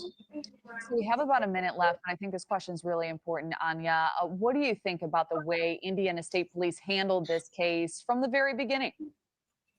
There's definitely been some controversy. I'll say there's been lots of different work done by Indiana State Police personnel, and some of it very good over the years. I think that right now what we need is more openness from the state police and more willingness to share information that they have, because I don't believe this is a case that is going to necessarily be solved by DNA. I think this is old-fashioned police work, re-interviewing people, seeing what relationships have changed and what stories have changed. And that requires some openness if they're not willing to do those interviews themselves. Thank you for watching. Go to newsnationnow.com to find News Nation on your television provider. And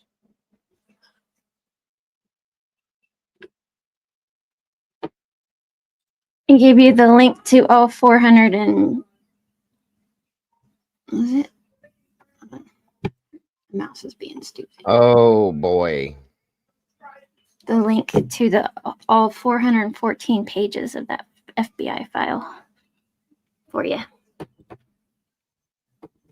You're welcome. Oh my God. Yeah, there's a whole bunch of pages there.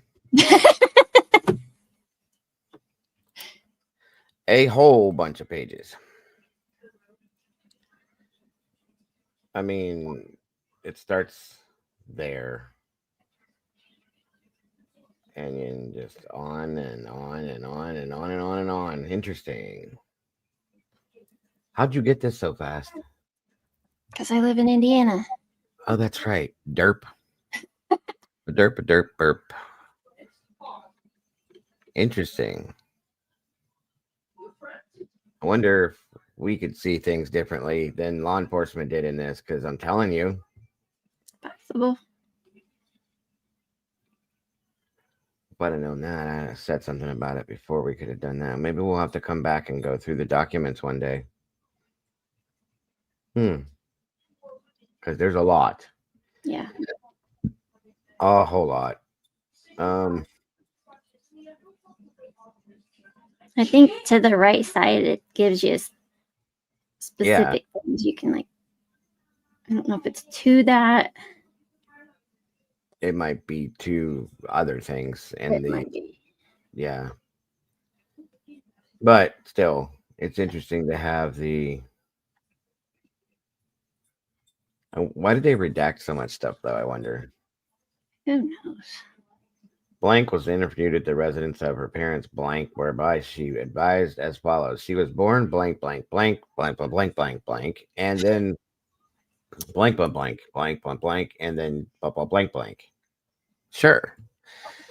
I'm sure we could figure it out. Sure. Daniel Davis is described as a white male, but yeah, we could probably go through. Chris, are you wanting the link?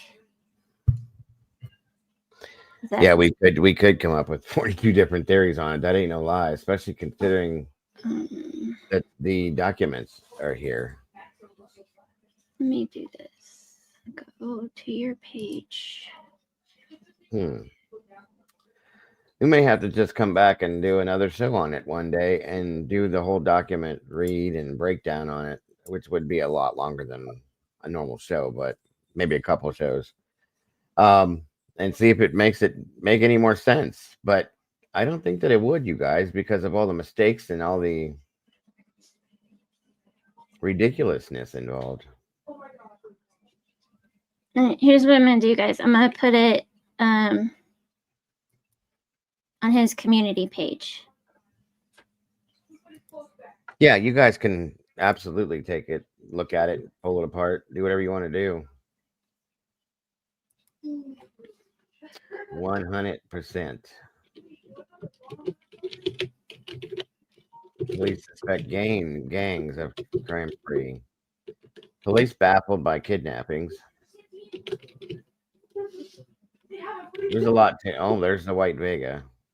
There's a lot to it, you guys. There's a lot. I'm still interested though. With all this, something's wrong. Something ain't right. I will put it in the Discord too. Just Yeah, throw it in the members. Right. That way, anybody, if they want to break it down, you guys are more than welcome to.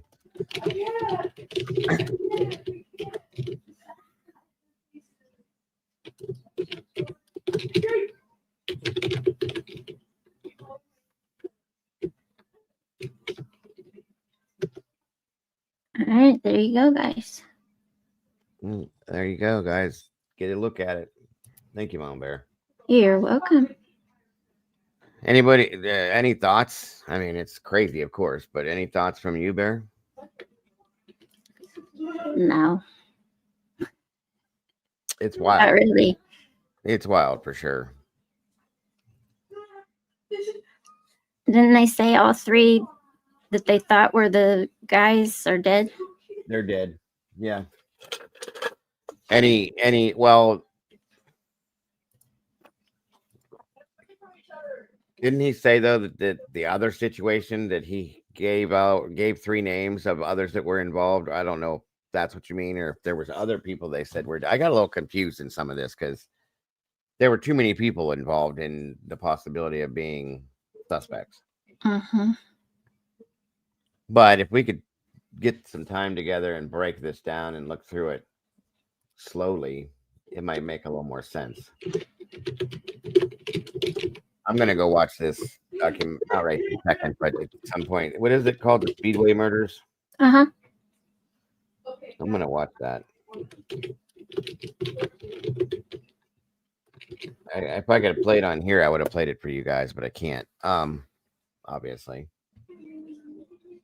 I'm gonna watch that and see what I get out of it, and then I have the documents to refer to. Thank you to Mama Bear.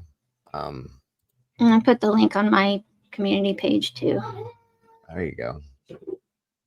There deserves to be, I think, some sort of closure for some of the families and the people involved, and or some form of justice, possibly. Even if it's to know for a fact who did it. You know what I mean?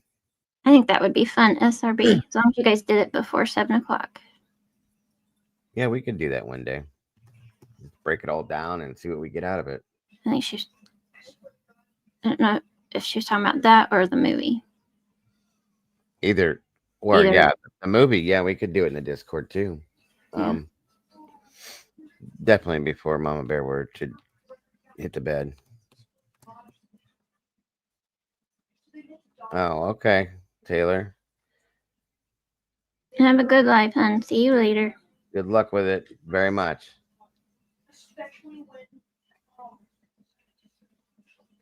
Okay. Yeah, I'm gonna have to go look at that. I'm just curious now. It looks good. That's another one I have coming up soon. One of our, I don't know if it's gonna be Wednesdays or Fridays, but I have to pick what day I'm doing it. But either one, I'm doing the Cleveland Torso Murders. If anybody's familiar. I don't think. Are you not familiar with it? It's interesting. Wild, another wild one.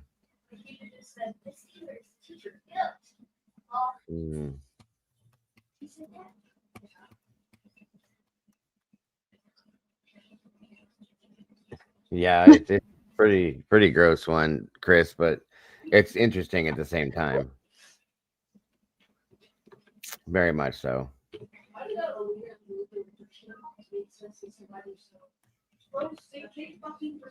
And, you know, like I've said before, you may get into it and I'll be like, okay, yeah, I have heard of this. I just didn't realize there was a name that went with it.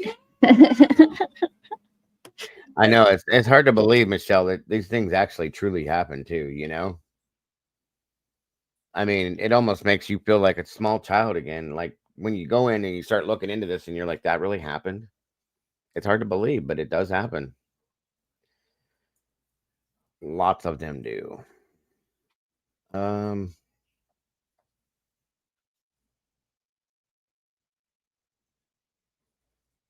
hmm.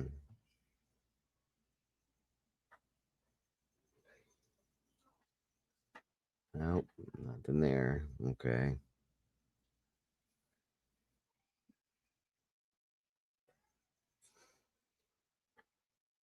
Nothing. I didn't see anything about another robbery.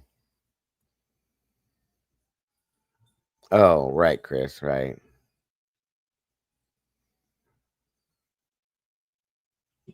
I'll be right back. I think somebody's at my door. Yeah, you're fine.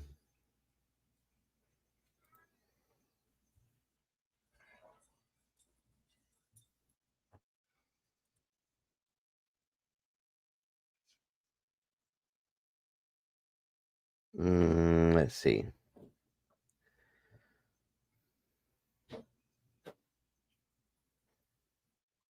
Understood, Taylor.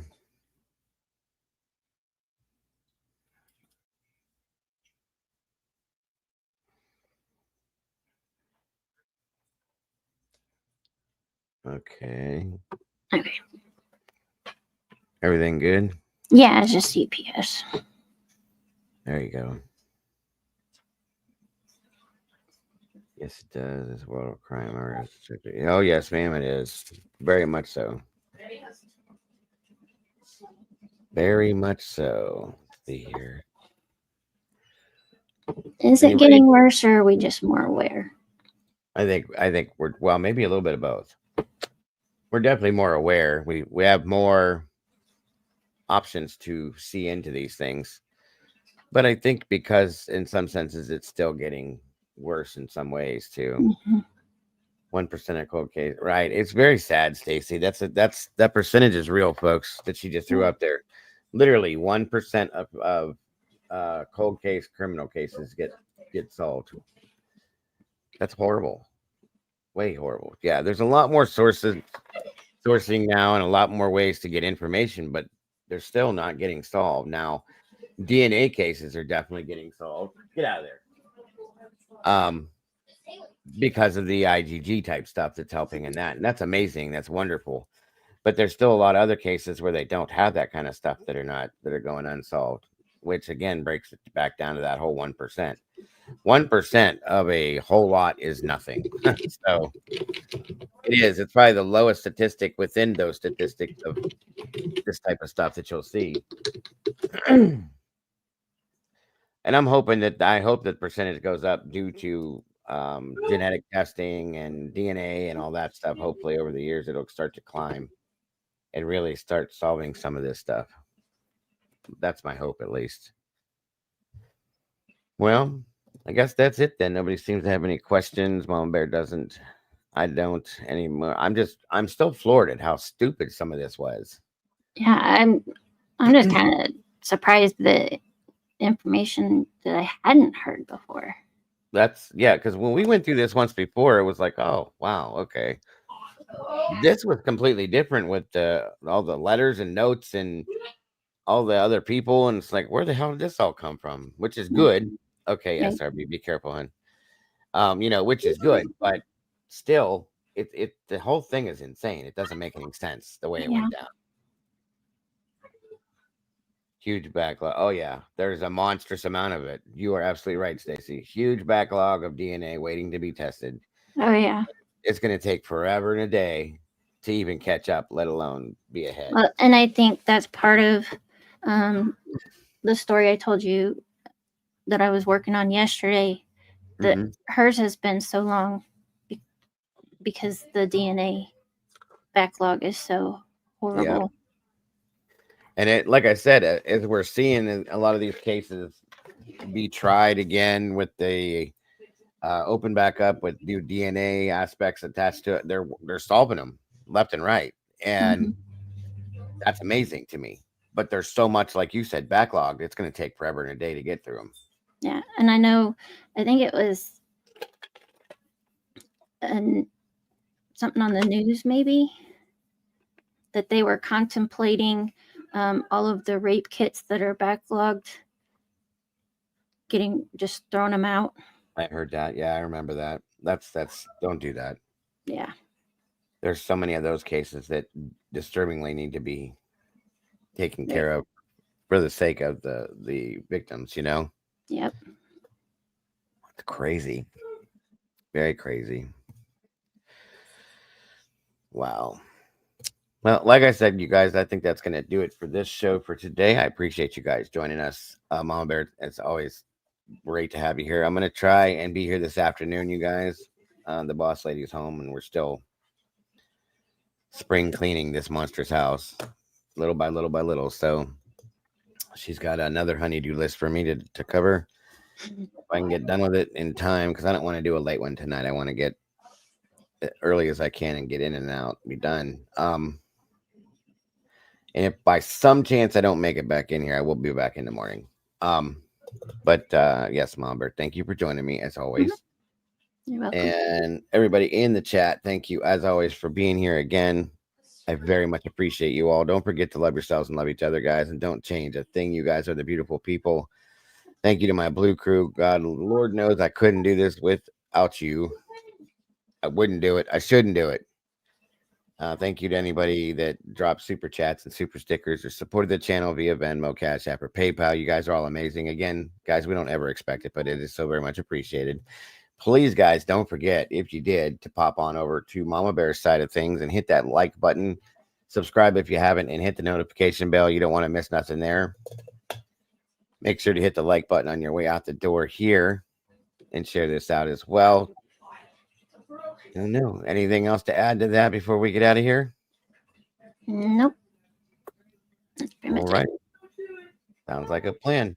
I will see you all very soon. Thanks so much for tuning in, guys. Much love, and bye-bye now. Bye, guys. I'll see you tomorrow.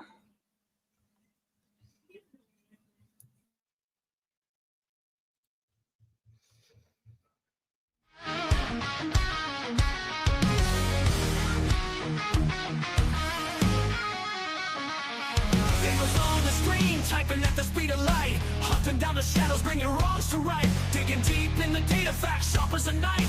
With every single story, he's fighting for a life. A voice for the voiceless, he won't stay quiet. Daniel's got the fire igniting the fight. True crime revelation shining through the night. With every victim story, he pulls at the strings. A hero in the darkness, hear the truth he brings.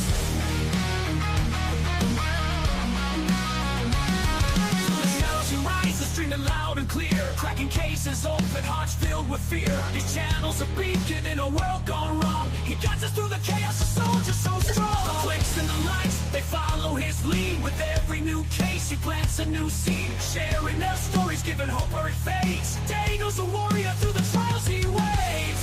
In a world of silence, he shouts out their names. Daniel's got the fire igniting the fight. True crime revelation shining through the night. With every victim story, he pulls at the strings. A hero in the darkness, hear the truth he brings. From the shadows you rise, streaming loud and clear. True crime revelation shining through the night. With every victim story, he pulls at the strings. A hero in the darkness, hear the truth he brings.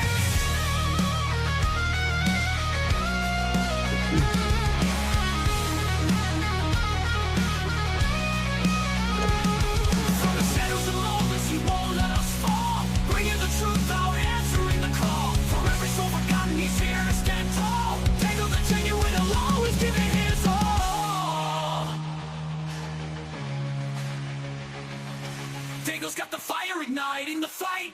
True crime revelation shining through the night. With every victim story, he pulls at the